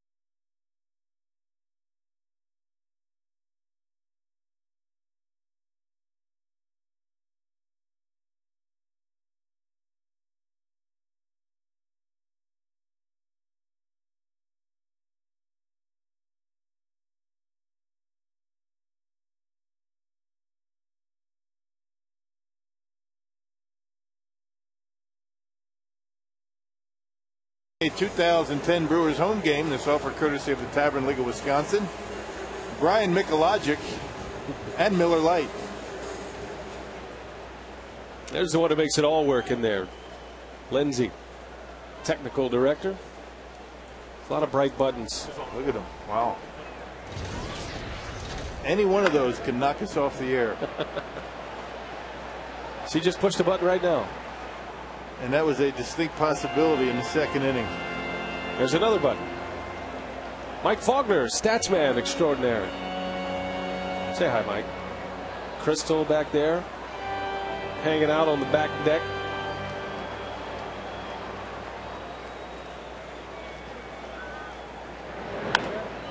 Lopez dumps one into left, a base hit.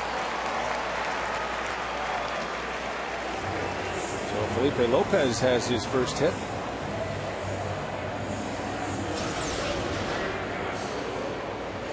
Now pitch up and in, and Felipe able to pull the hands in and dump it into left field. Time to get something going here for the Brew Crew. Top of the order, leadoff man on. Get back into this thing. Brewers have out-hit the Cubs 7-5 at this point. But they've let 5 men on base as Counsell pops one up. Fox was playing shallow. And the first out.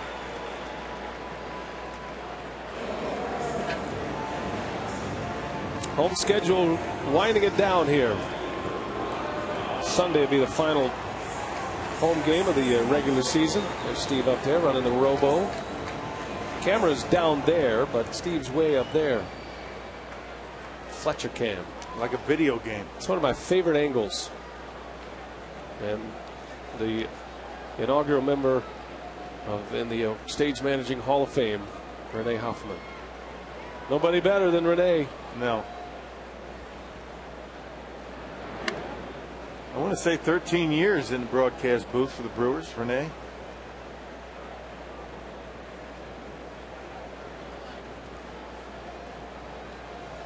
She's in charge of crowd control as well.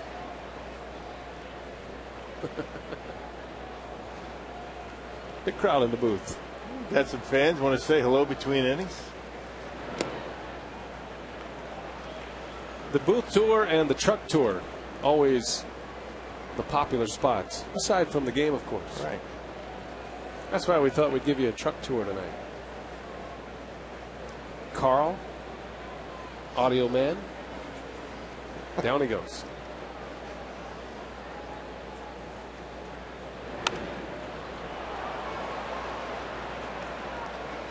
Many of our crew members uncomfortable in front of the camera.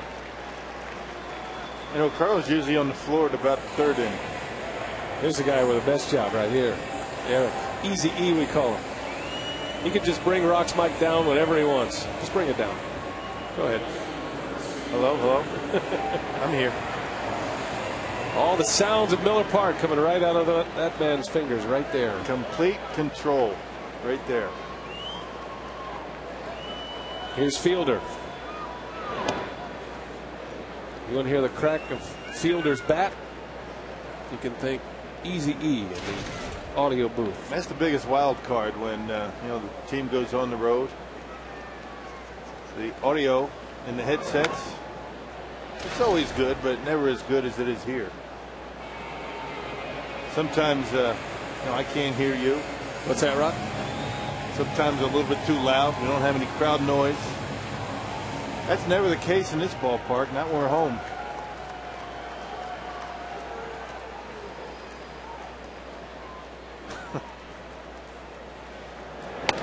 Ooh, a mighty cut from Fielder.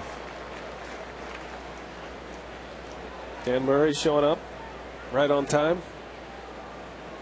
One of our engineers.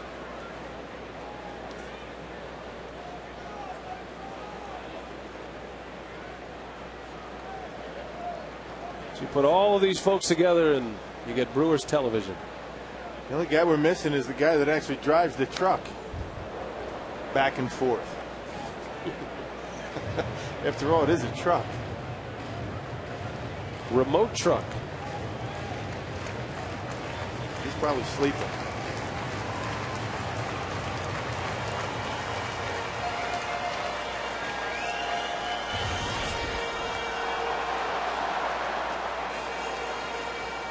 Well, Fielder belted his 41st home run in the second.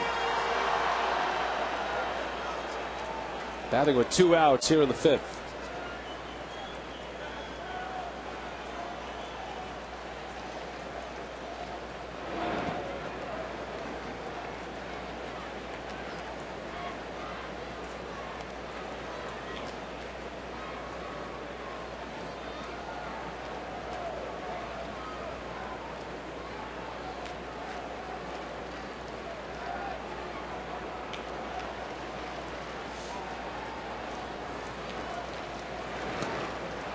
And fielder goes down on strike. So the inning is over. There's the truck outside Miller Park. Beautiful, ain't she?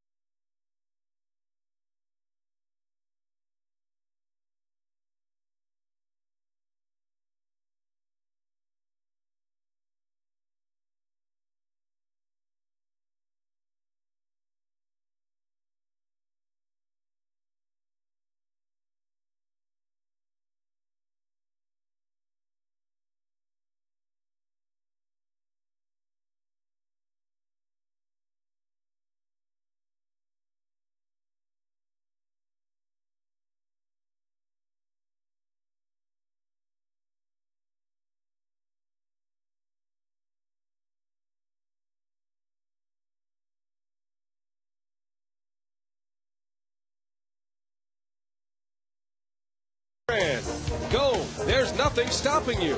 And by Aflac, we've got you under our wing. 7-1 Cubs as Mike Burns is back on the mound. A 3-up, 3-down fifth for Burns. Facing Tyler Colvin to start this sixth inning. Cubs were on top quickly tonight. 3 runs in the first. They scored 3 in the second. And a home run by Derek Lee in the fourth. There's a base hit. This guy's been impressive. 2 hits in his big league career in just 2 nights. Let's check in with Telly Hughes. Hey guys, all night we have been paying tribute to the people that you don't see in front of the cameras, but they do such a great job. I'm out here in center field with Dwayne, Trent, and Ryan, and Dwayne is on the home show. He's out here. He gets all those great shots you see. And Dwayne, we know we appreciate everything you do for us. What do you enjoy most about your job? You know, it's the guys that we work with, you know, all of us together. It's great working with everyone. We're all a great group of guys. That's the best thing about it. You see the sign? But we really enjoy what you guys do, and we know you guys work so hard at it. And once again, guys, before I send it up to you in the booth, we always are the ones that people see, but these are the guys that work even twice as hard as we do. Absolutely. Guys that are showing us all these great images. Camera guys, I got my start in the business running camera, as a matter of fact. So I have kind of an affection for camera operators. I couldn't hardly see Dwayne there for a moment, though, behind that camera.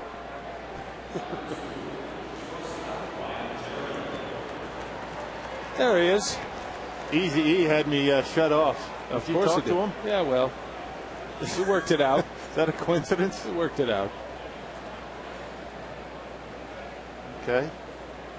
You're back now. All right. What was the question? You had something for me.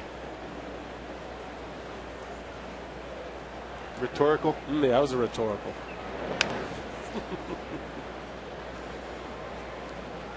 Terrio with 1 out. Sacrifice bunt for Wells, his second of the game.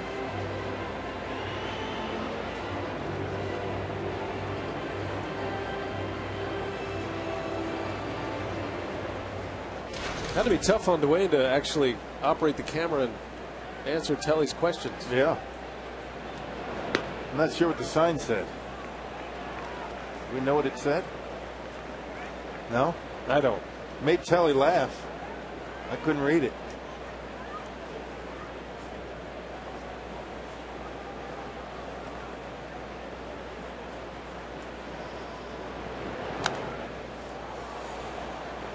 0-2 to Terrio. I guess we'll never know. Still waiting. I wonder.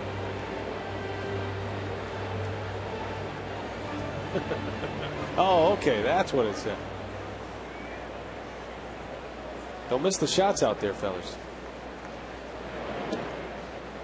It's all fun and games till somebody's out of focus. And then Michael Odino is going to have his way with somebody. And that's not fun. He's a mean man.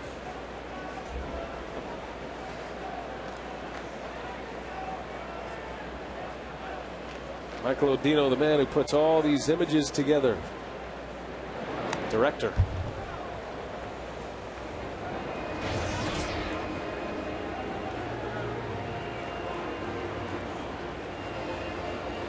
You know what they say, Rock? Talent's in the truck. No doubt. A lot of work. I'm still amazed at all those buttons Lindsay has to deal with. I never knew that. Wow. Give me a headache.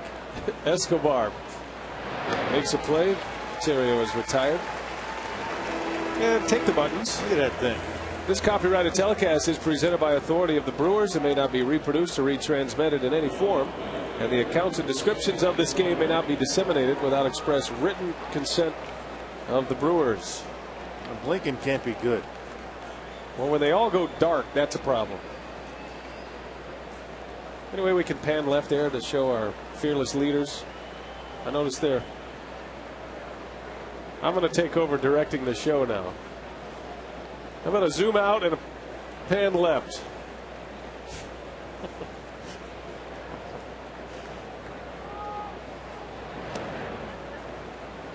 That looks like hard work. Really does.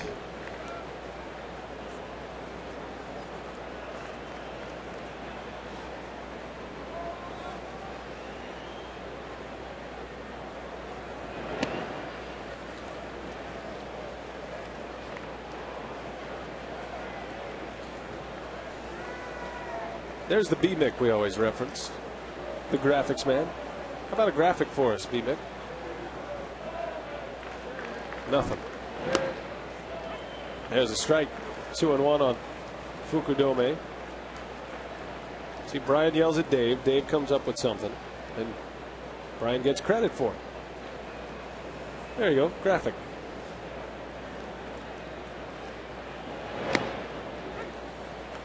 I think my favorite graphic of the year was the award-winning actor in Chicago for 4 straight days. Yeah. They had some high-powered celebrities in Chicago. Bouncer to Escobar. And Mike Burns is through 2 innings, scoreless. Having some fun with the truck. There they are.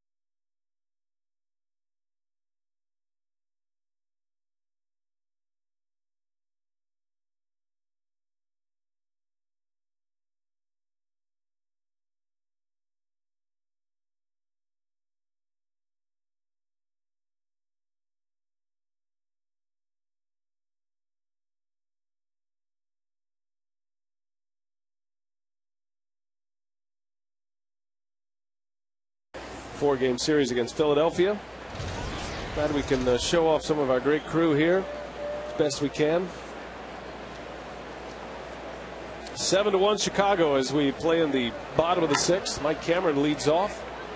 And a grounder out to Ramirez for the first out. 1 pitch, 1 away. Sean Marshall is getting loose for the Cubs. Meanwhile, Randy Wells has given up just 1 run through 5 1/3. Does have 7 hits on the board. Has been able to strand a number of Brewer base runners tonight. 6 left on for the crew at this point. And the Brewers have only had 2 at-bats with runners in scoring position, both coming in the number 9 spot in the order. And Chris Smith and Matt Gamble both struck out.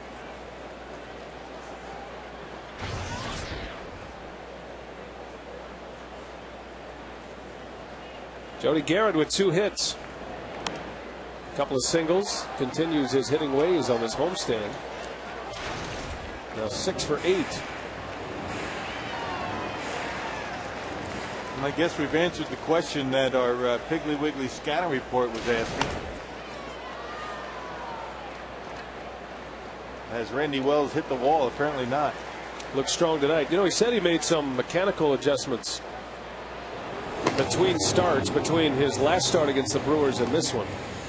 Comments in the newspaper talking about his side session, and said he felt like maybe got away from the fastball a little bit, as a lot of pitchers can do at the big league level. And not trusting your stuff. There have been some, Brewer pitchers this year have fallen into that trap. Manny Parr, one of them. And before he got sent down, he started to throw a lot of change-ups and breaking pitches, and then he came back from the minor leagues and was really establishing the fastball. Chris Narveson has done a nice job establishing the fastball while he's been in the rotation. Kendall hit by a pitch. Wells trying to throw a breaking ball, and it spun out of his hand, and the Brewers have a base runner. Which leads us to our Ho-Chunk Gaming Wisconsin text question. Does Jody Garrett have a chance to be a full-time starter next season? Michelle in Green Bay. That will be a tough one. I think Jody Garrett, coming into spring training, if the Brewers elect to bring him back, which I would imagine they would like to have him back. He's a guy that plays very well in the outfield. He's got good speed, and he's shown that he can hit. Escobar, slow roller, tough chance, in time for the out. That was a big league play by Aramis Ramirez.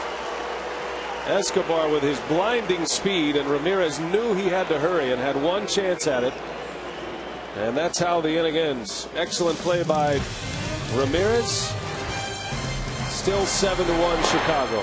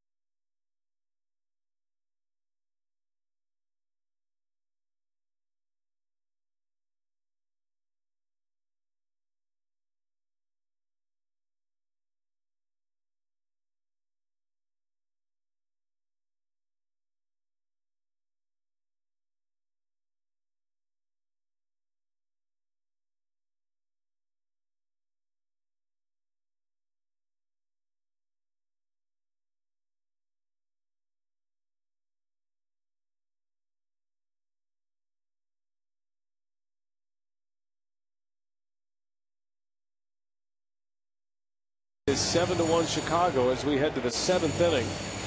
Todd Coffey is on the pitch in relief of Mike Burns, who works 2 scoreless innings. Hey, Smith and Burns doing a nice job trying to bring this game back to order for Milwaukee. 1 run in 5 innings of work, so they were certainly able to do that. 71st appearance for Coffey. A lot of work, a lot of innings. Over an inning per appearance for Coffey. 76 2/3 innings and 61 strikeouts. A lot of the damage on his line has come lately.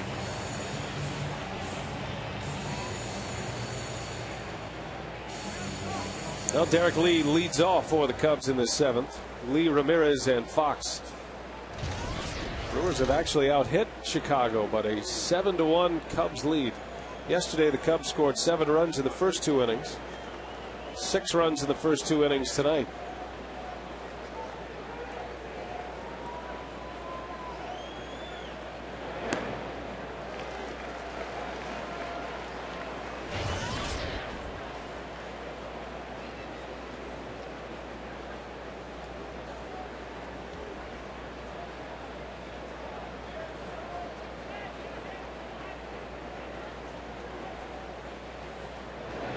Did you ever know Derek Lee's dad, Leon? I did not know him personally. I remember him as a player. He was a star in Japan. Played briefly in the big leagues, but had young Derek in Japan for his younger years, and Derek Lee attributes some of his baseball fundamental foundation from his time in Japan. Able to work out with some of the Japanese major leaguers when his dad was over there. I remember Derek Lee as a young Florida Marlin and a San Diego Padre and a dead low ball hitter. There's a guy that couldn't get to a pitch with anything on it about the belt and above, but he's certainly been able to make that adjustment. Now, he was drafted by the Padres in the first round, and then he made it to the big leagues with San Diego. He was part of that Kevin Brown trade that sent him from San Diego to Florida.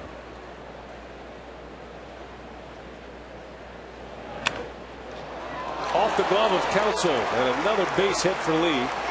He's on his way to second, and a double for Derek Lee, his 3rd hit of the game. Yeah, jumped all over a fastball up and in. Counsell got a piece of it. That guy's amazing. Yeah, diving down the line. Got a piece of it. That ball's not even a strike. In off the plate. A line drive down the line that Counsell got a glove on, and a leadoff double. Counsell, the way he looks down at third base, felt as though he should have caught it.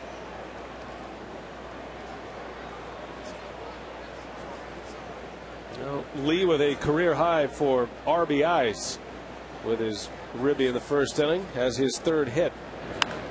And Ramirez sends one to left. Braun backing up. Looks like he's got room. And the first out of the inning. Well, the inventory of Jason Kendall bobbleheads that replaced those damaged in the June flood have arrived. Fans can redeem the collectibles now. Please note that fans must present a voucher for redemption. Vouchers were distributed to fans who did not receive a Kendall bobblehead to the all-fan giveaway back on June 28th. So you can come to Miller Park and redeem your Kendall bobblehead with a voucher. The table set up out there on the field level. Or you can redeem your voucher at the Brewers team store by Majestic during regular hours. 1 gone. Jake Fox the batter with Derek Lee at second.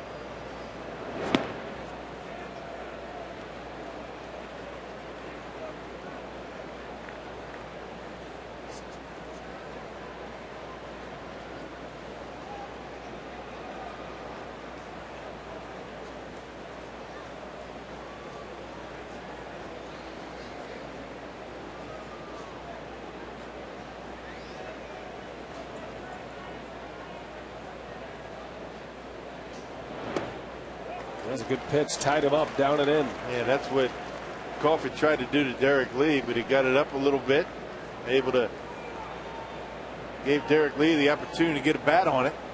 But when he gets that sinker, he gets on top of that pitch. He has good downward movement and a very good pitch to right-handed hitters. That pitch down and in.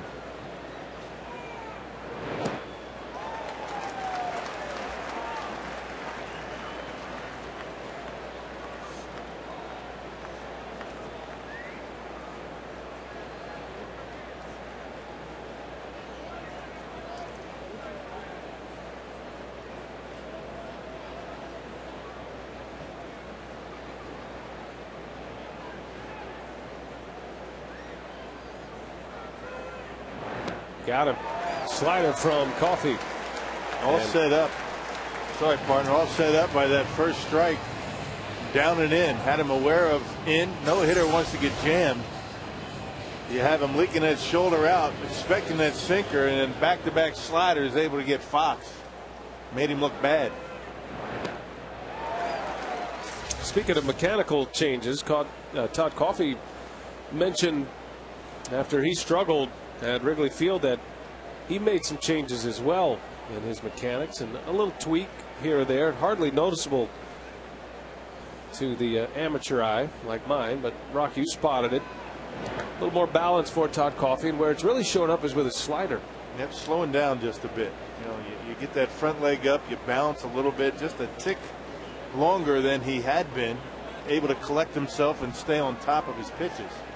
And because of that, that's why he's getting that good downward movement away. That's the pitch that he struck Jake Fox out with. You know, when you rush yourself, your arm drags and everything flattens out. You don't get a lot of downward movement on those pitches. It's the same thing for the sinker. They flatten out and they become very hittable. And to that point, when there's a little fatigue in the arm, you know, and every pitcher goes through it, your body still wants to get out there in front of it. The arm may drag behind, so you do things to keep it all connected and together. Whatever Todd Coffey found, he found the right spot, and he's been pitching very well since. Sometimes it's a feel thing, sometimes it's your pitching coach, and sometimes it's a lot of both. And you look at video, and what hitters and pitchers will do, they'll look at video when they were going well, and then they will look at what they're doing, you know, as they're not performing well, and compare the two and see what's different. And they do that, you know, after the games. They do that well before the games. They get to the ballpark at about 1 o'clock and break down video all the time. Sometimes it's hard to find a seat in Joe Crawford's video room. Just about every player wants to get in there at some point in the day, whether it's to break down their own swing or their own pitching performance, or look at the video for the pitcher that's pitching that particular day against them. I'll go back to that conversation we had with John Smoltz in St. Louis, and you know, he said he felt like the 200-pound gorilla was lifted off of him, because he realized that, okay, he's not this bad anymore. It was a mechanical flaw. When you find that out and you are able to make the adjustment, the confidence goes soaring after that. Good inning for Coffey. Back-to-back strikeouts. We head to the bottom of the 7th, stretch time at Miller Park.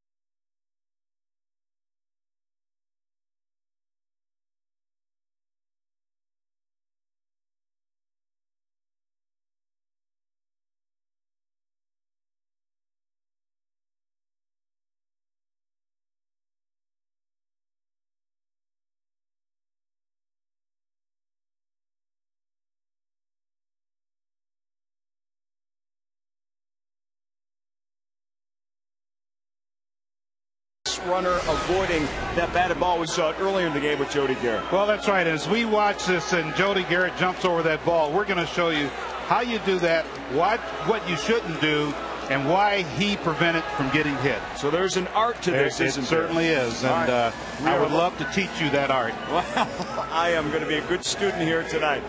We're going to step aside, come back. Cubs making a pitching change. Brian and Bill will have that when we come back.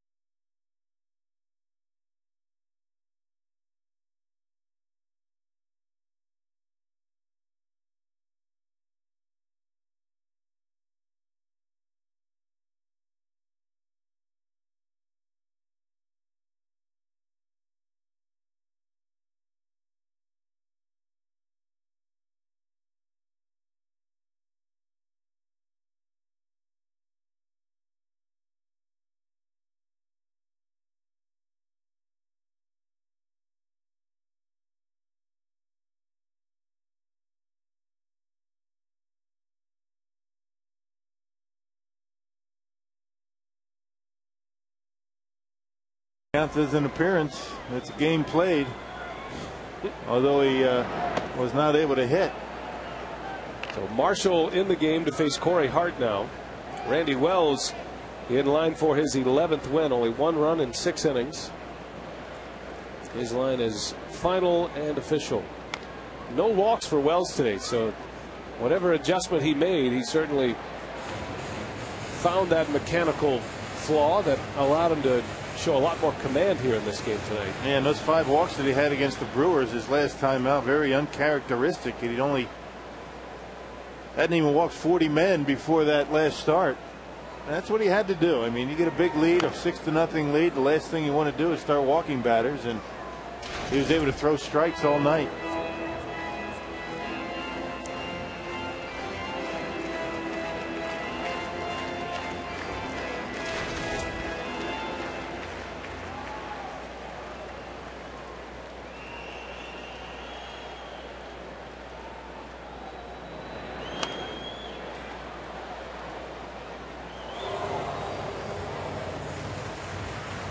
Hart batting .255, has 12 home runs and 48 runs batted in.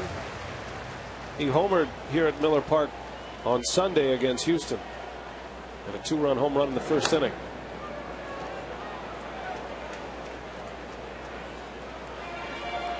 Cubs originally had Ted Lilly ready to start tomorrow. His spot in the rotation will be skipped. Jeff Samardzija will start instead, and Chris Narveson will go for the Brewers.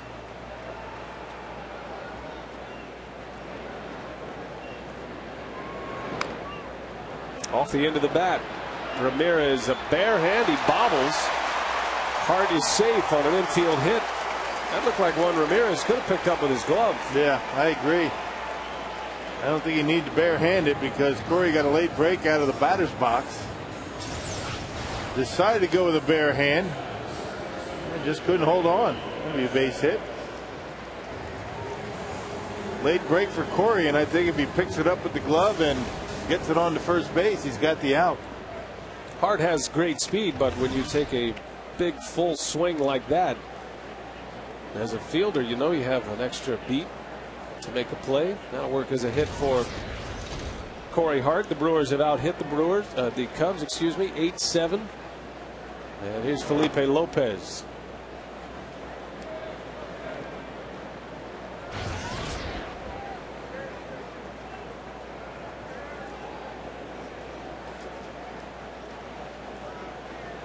We're talking about free agent pitchers this offseason as Lopez lines one to center, run down by Colvin for out number 1.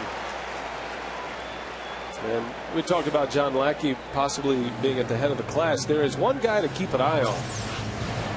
Brandon Webb of the Arizona Diamondbacks has been injured most of the season, a shoulder surgery, and there's a chance that the Diamondbacks, if they don't pick up his option, he could become a free agent. That would be quite a risk reward situation for general managers, but you figure the surgery is done. He's had pretty much the entire season to rehab, and be a lot like the Ben Sheets situation next year. Another free agent picture that will be available. Yeah, Brandon Webb threw on opening day 4 innings, and that was it. Yep. 4 innings all year. Yeah, we'll see. And you would figure that would be a guy that could come back from shoulder surgery fairly quickly, because he really doesn't rely on just trying to rear back and throw the ball by hitters. He's got one of the best sinkers in all of baseball. Not sure how shoulder surgery will affect that pitch.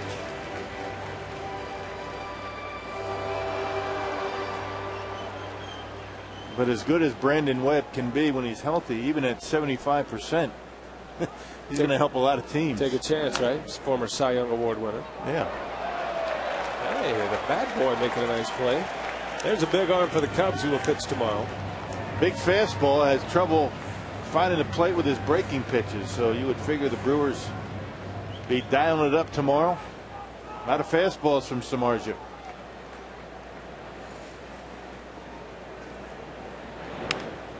Counsell to Fukudome for the out. 2 gone in the inning.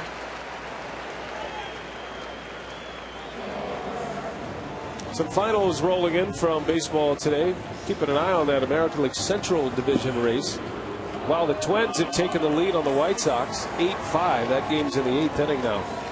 Minnesota's been hot. They have closed the gap in that Central Division. The Tigers have already won today.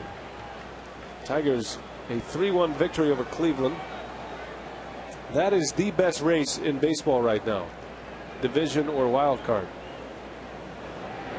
Detroit started the day 2.5 ahead of the Twins.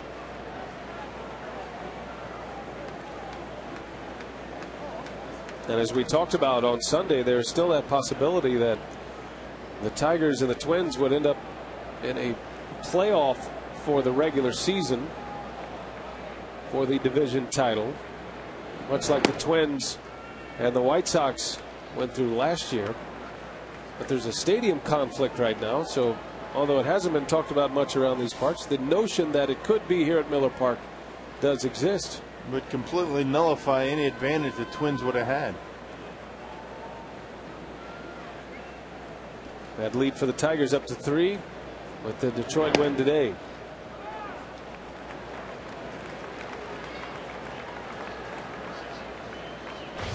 That's a story to pay attention to. If those two end up tied, the Twins have won the season series over the Tigers, so they get home field advantage.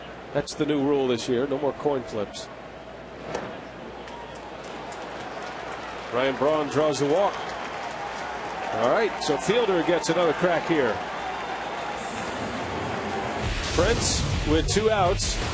Back in the 2nd inning, Fielder is Jimmy John's delivery of the game. Home run number 41. RBI number 129 for Fielder. A big fly here, and it all of a sudden becomes interesting. A home run and a couple of strikeouts for Prince. Prince at the plate, presented by Wendy's. Pujols has 1 ribby tonight in St. Louis. Actually in Houston. Cardinals lead big 10-1. So he and Fielder tied for the major league lead in RBIs. Fielder could grab that by himself here with a base hit.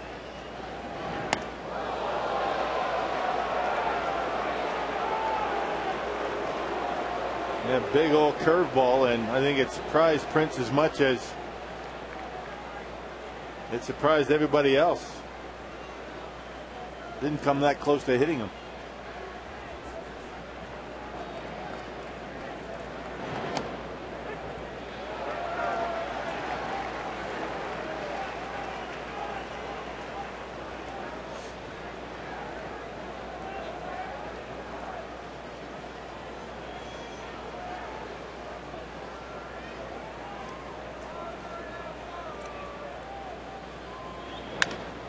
A hot one right to Theriot, however, on the shift.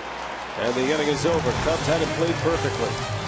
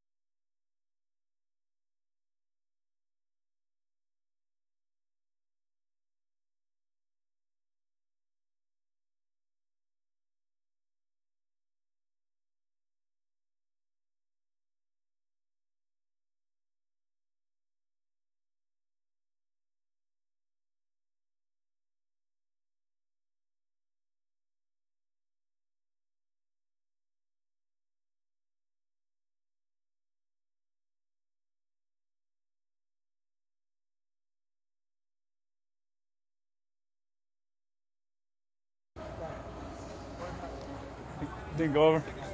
It's all right. Good job, Core.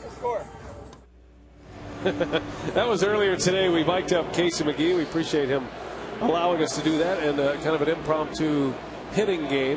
Not just home run derby, but depending on where you hit the ball. And it was a blowout, unfortunately, for J.J. Hardy and Mike Rivera. We're sad to report.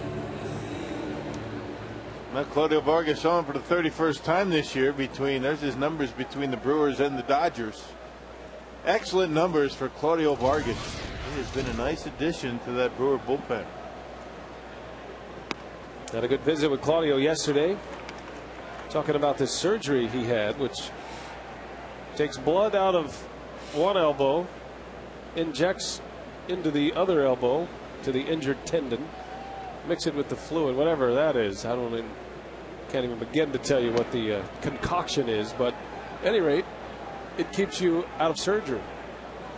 And it's just a one-day procedure. You go in, and Claudio looked like he was headed for the knife, but kind of an experimental surgery that has been done the last couple of years, and it has worked well for Claudio Vargas. Now pitching like a kid again. I mean, throwing the baseball with good velocity. He's been outstanding. I mean, knocking out that outside corner on a consistent basis. Brewers have tried to be careful with Claudio, not trying to put too much of a workload on him. Well, I suppose it could be a revolutionary type procedure.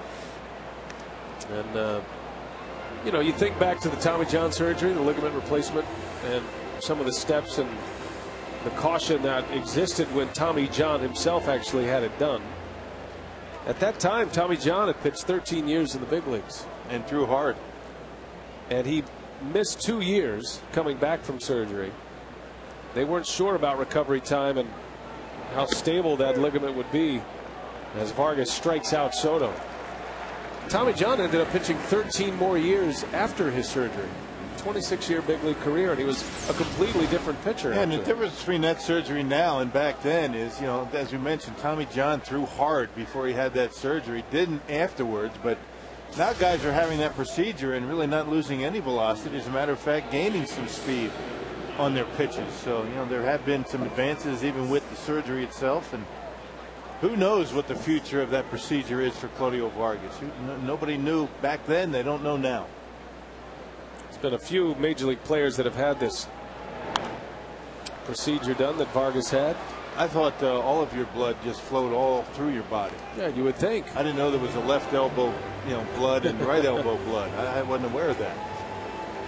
Did it all come from the same spot? We should talk to a doctor about it. It's the fluid that they inject in the tendon that I think does the healing. Yeah. It actually allows it. It coats it, allows it to heal. Colvin lines out to Counsell. Out number 2. Yeah, that I get. I understand that part of it, but you know, where you get the blood, what's the difference? Maybe it's painful. That is worthy of our Mercedes-Benz classy attention assist to the game. Hit this ball like a rocket to the opposite field. Good play by Counsell. You don't expect the ball to be hit that hard from a left-handed hitter.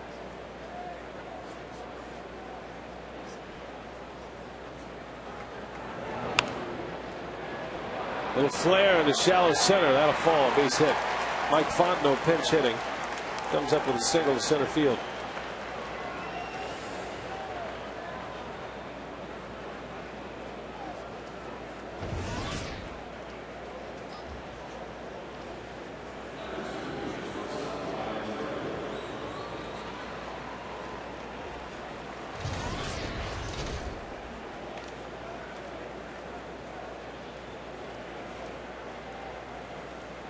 Ryan Theriot now with 2 away.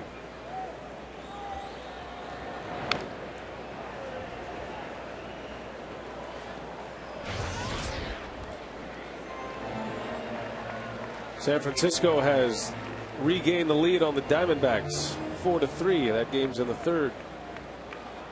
Giants trying to hang tough with the Rockies. Colorado is back on top 7-6. Colorado leading San Diego at Coors Field. Rockies have scored at every inning. Final road trip of the year. The Brewers head to Colorado and then St. Louis. Season ends October 4th. Regular season ends. Postseason begins October 7th.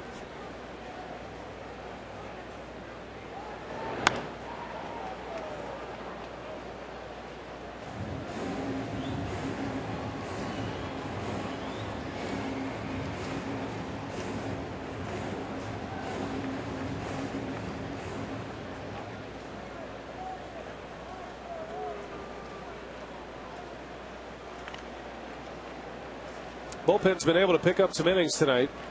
Short start from Dave Bush. He went an inning in the 3rd, his shortest of the year. But Chris Smith went 2 2/3. Mike Burns picked up 2 more.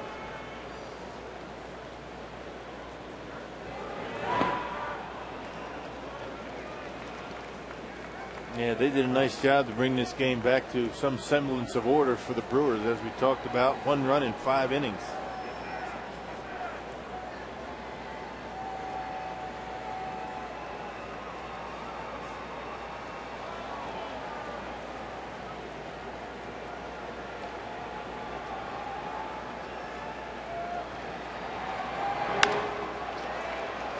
Lopez, a nice play, and the inning is over. Vargas, a scoreless 8th.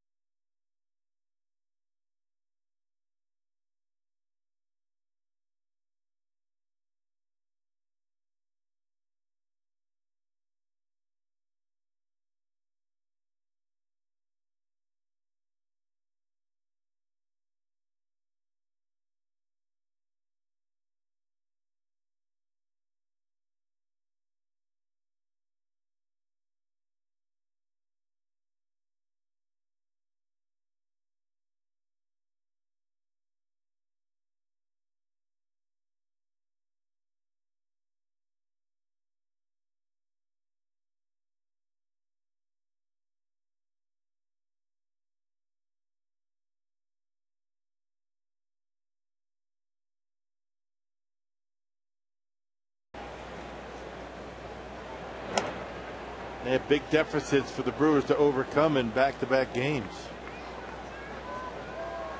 Cubs have a new pitcher, Ismailin Caridad. A hard thrower. In only his 10th big league game, but look at the numbers. Just about as many strikeouts as innings pitched.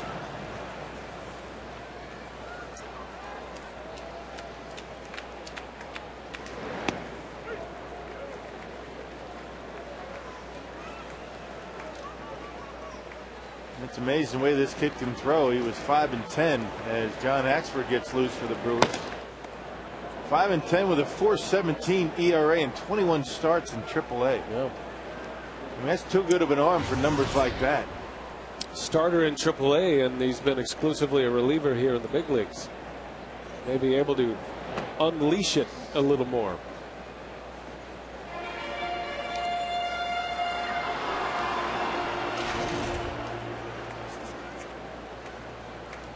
Ismailin Caridad.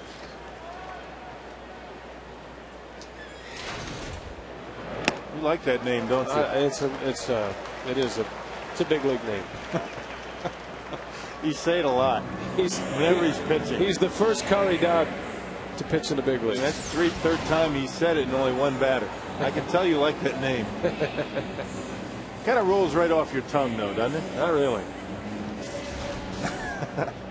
Good fastball getting Cameron. I don't know what I like better, the Ismailin or the Caridad. From the Dominican Republic. It's better if you can roll the R. Can you roll the R? I don't know. I don't want you to sustain any kind of injury, so Yeah, you better not try. I'm not going to do it right now. I have to practice that before I do it in front with the microphone. Maybe on your way home tonight. It might come out with a different kind of sound. You never know what it might be. And with no 7-second delay, we don't want to go there. We're not willing to take that risk. Yeah, no, we're not.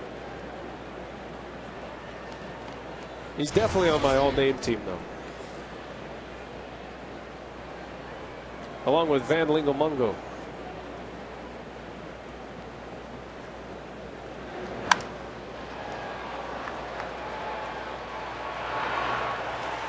Garrett is retired. Out number 2.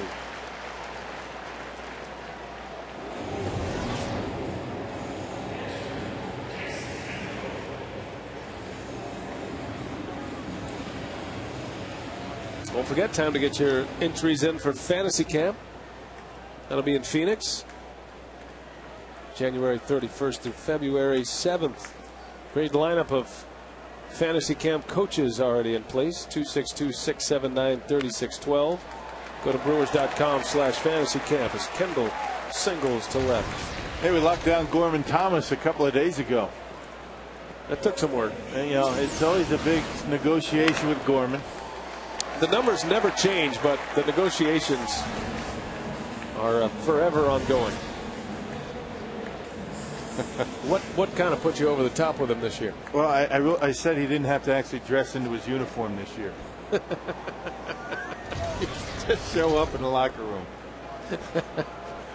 And no loud air horns. Yeah. You want to see something funny?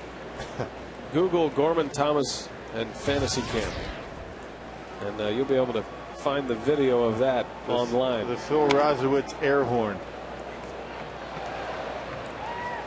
Awesome. The basic idea was that Gorman Thomas kind of has a reputation at fantasy camp as a guy who walks around and he'll walk up behind you with an air horn, fire it off, and it'll scare you a little bit. People jump. Yeah, people jump, and it's a good laugh, and it's been going on for a while. Many, many years. Years. As long as air horns have been around, it's been going on. Well, all of a sudden, the tables turned on Big Spike earlier this year.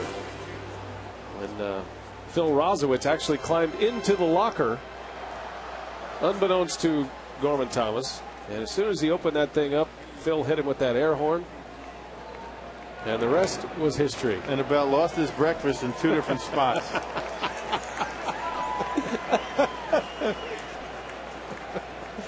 It is good comedy.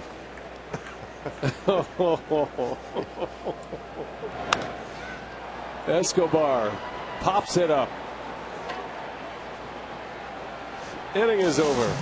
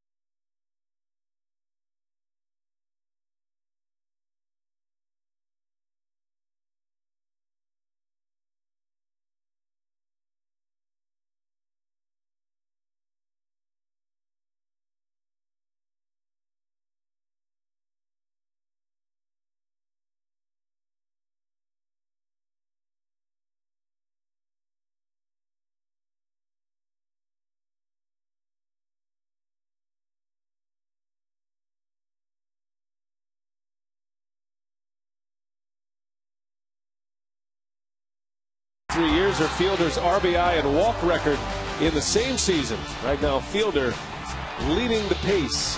A lot of time left. We'll keep this going through Sunday. That's a tough one. I've been thinking about that for the last couple of days, and it's a tough one to choose. You know, it's like your two children. Which one do you like the best? Yeah. I mean, both of the records are impressive. Well, one's a 3-year record. One is a 1-year thing. So it's a pretty close vote. I mean, that's the closest vote that we've had so far in our text to vote questions. Vargas knocks it down, directs it right to Lopez. Fukudome is retired. Fortunate bounce for Vargas. Well, Fukudome hits it pretty well, but Vargas able to reach out with a big wingspan and deflect it over to Lopez at second base. So Ken Maka is going to make a change here with Derek Lee coming up. And Maka to the bullpen for the young Axford.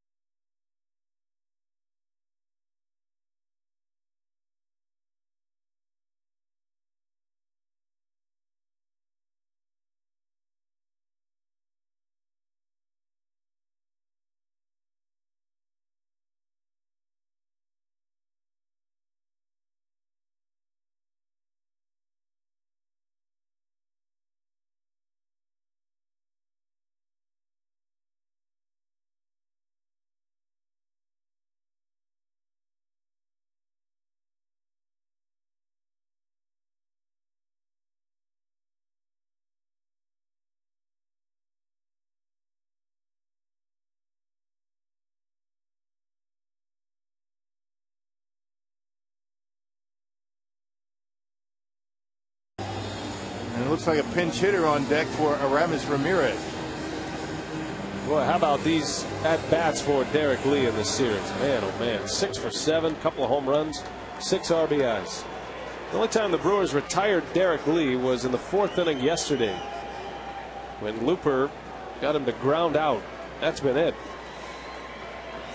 So here's Axford to give it a try. Lee is a triple away from the cycle again. It's exactly where he was yesterday at this time.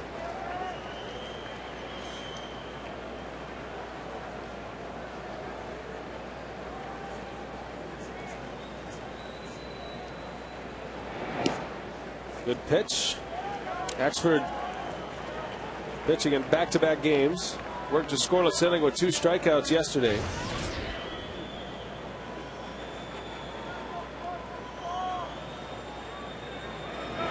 He's got that extra hitch when he brings that arm back behind his back that sometimes can throw a hitter's timing off. But it can also throw his timing off as well. And make him a bit wild at times, I would imagine. In the right. Back is Garrett. And he's got it. Out number 2. Lee retired for the first time tonight. And instead of Aramis Ramirez, it's going to be Andres Blanco to pinch hit. The Brewers will have a pinch hitter in the 9th inning, then Lopez, then Counsell. If anybody gets on Braun, Brewers need 2 batters to get to Prince Fielder in the 9th.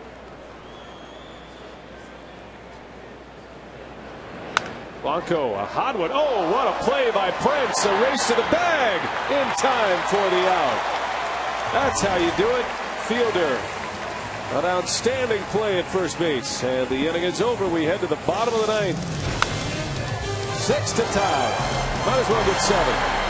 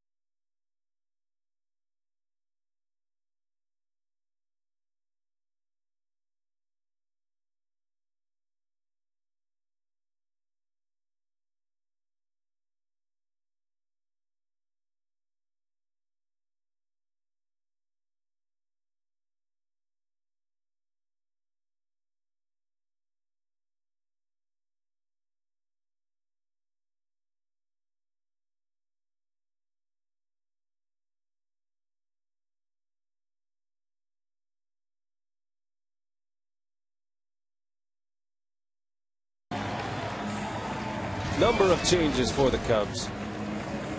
And the new pitcher is John Grabo.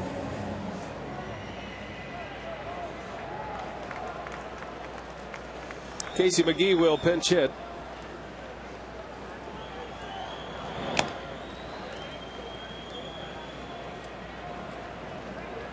Yeah, the numbers on Grabo. Came over with Tom Gorzolani in a trade with the Pirates. Gorzolani was the winner yesterday.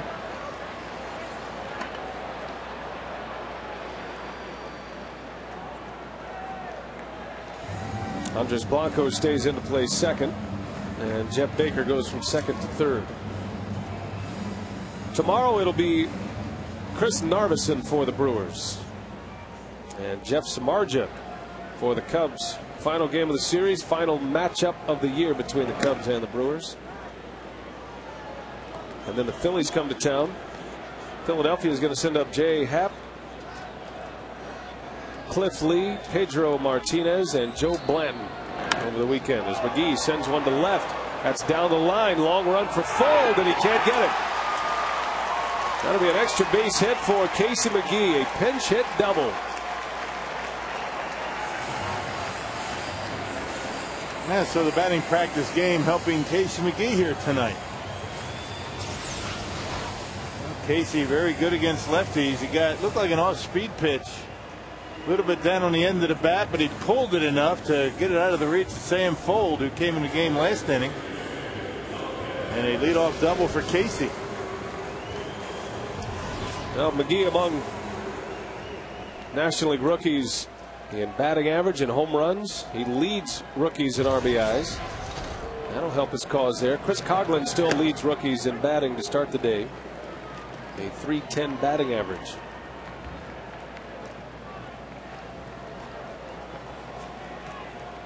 Top of the order, Felipe Lopez.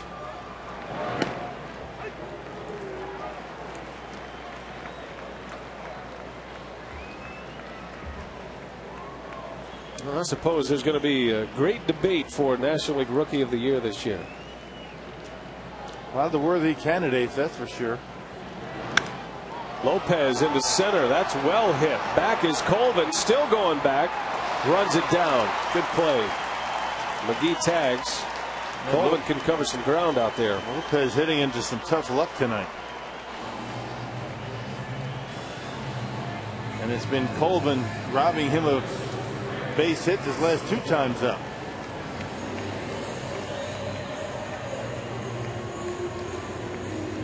A 24-year-old playing in just his second major league game of his career.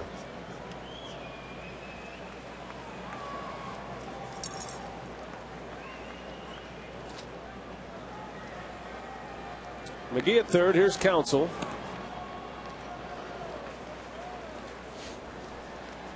Counsell looking for his first hit.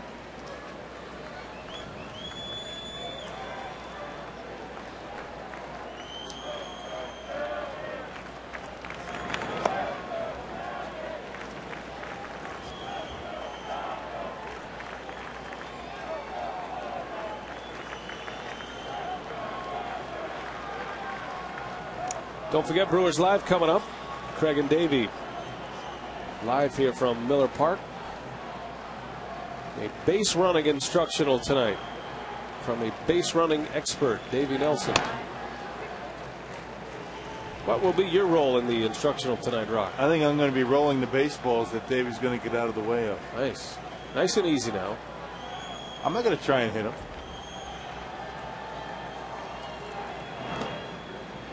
He's going to talk about, I believe he's going to be talking about, matter of fact, I know he's going to be talking about, better said, how do you avoid, the process by which you anticipate perhaps getting hit by a baseball? How do you avoid being hit by a batted ball when you're running the bases? So it's not just as simple as getting out of the way. A technique by which, you have to look in as you can see Jody Garrett looking in. He peeks in. He sees the baseball coming. Now, if he keeps his head down in a stolen base attempt and doesn't see that baseball, it hits him. It's going to be a shin burger. The base runner's out because of interference, and the batter gets a base hit. Here is Braun, and barring a double play, Fielder will get another chance to swing the bat in this game.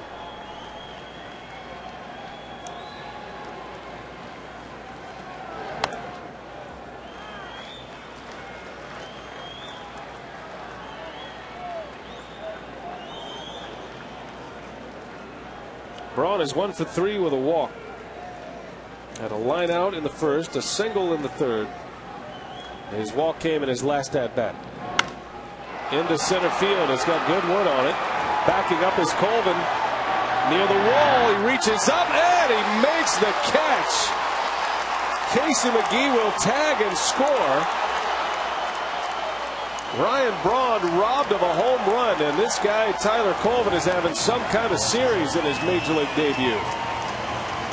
Even Brewer fans applauding that catch. Well, looks like he took one away from Ryan Braun. Fastball out away from Ryan. He thought he got all of it. And yes, indeed, he takes a home run away from Brawny. Would have been his 30th. Would have made things interesting here at the ballpark. Would have been a 3-run homer. Some kind of play. You know, we've seen a lot of visiting outfielders struggle here at Miller Park because of the expanded warning track. A lot of players jump too soon. Well, Colvin had the benefit of that ball being very high, so he had an opportunity to get back there, feel for the wall, and still not take his eye off of it. Fielder out towards Colvin, and he's going to make this catch. The ball game is over. Colvin making his presence known in the 9th, and the Cubs win it 7-2. Another frustrating night at the ballpark for the Brewers. Boy, have a day, Tyler Colvin. Got a hit tonight. He walked. He scored a run, and that's the way it goes tonight.